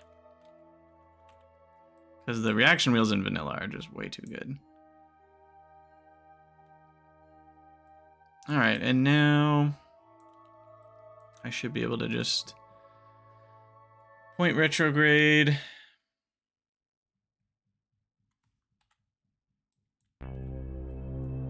Maybe I'll go a little bit around a little bit further. Get electric charge all charged up, and now we'll point retrograde. And I should just be able to save the game and fire off juice. That should pretty much do it.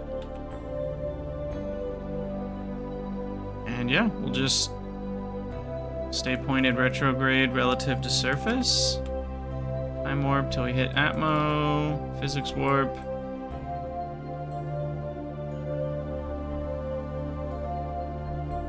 I mean, I might as well use up the rest of my speed here.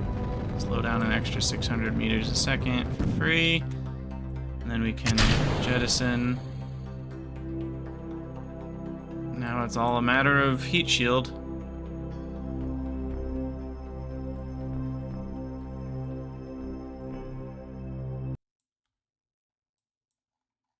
It's got to get low enough to where it really starts catching, which is about 50. There we go. There we go. Now we're slowing down. 2300, 2200. Seems to be doing its job. Yeah, we barely needed any of that up later. Alright, and then we float down to 20 kilometers. Parachute safe to deploy. So I probably just should. And it will wait till we get to the pressure of 0.6. And I don't know when that will be.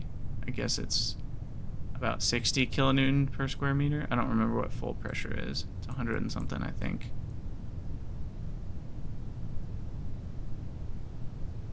There it goes. All right. We might have done it. Quick save, time warp, just to speed things. Sometimes time warp 8x can glitch out and things can blow up, but it saves you so much time. I love it. Okay. Yeah, even on 8x, we're still waiting here 20 seconds to land. It's so slow. I really do wish there was a just skip to ground option. Like if you know, it's hard because it would maybe be a good mod because it would be cheating, you know, but it's like, I know that I'm just going to keep falling at 5 meters a second until I hit the ground. And I don't want to, you know, especially if you don't have the 8x time warp, you would have to watch it for, you know, sometimes actual minutes. We did it! We orbit and recovered! Success! So that will be the kickoff of a beautiful space program, because now we've got those contracts done, which got me 30,000, 73,000, so that's another 100,000 monies. And the next mission is powered landing, a moon flyby, manned altitude record. And this one has you exploring the moon with the probe. So yeah. So I'll probably need to do a satellite or two contract. So we'll make some sort of satellite build that can kind of get wherever it needs to go. And I'll make a geostationary, all those sorts of things. Yeah, and we'll have to do science in space, science on the moon. But I think I'll have to call it a stream here. So thank you all for hanging out. I don't think I'll stream like Kerbal Space Program exclusively. I will probably stream it from time to time rather than just constantly. I am going to try to fix that procedural parts thing though. A few of those upgrades made it better, but I do like being able to build whatever size procedural tank I want. So yeah, I'll see you guys later. Have a great night, everybody.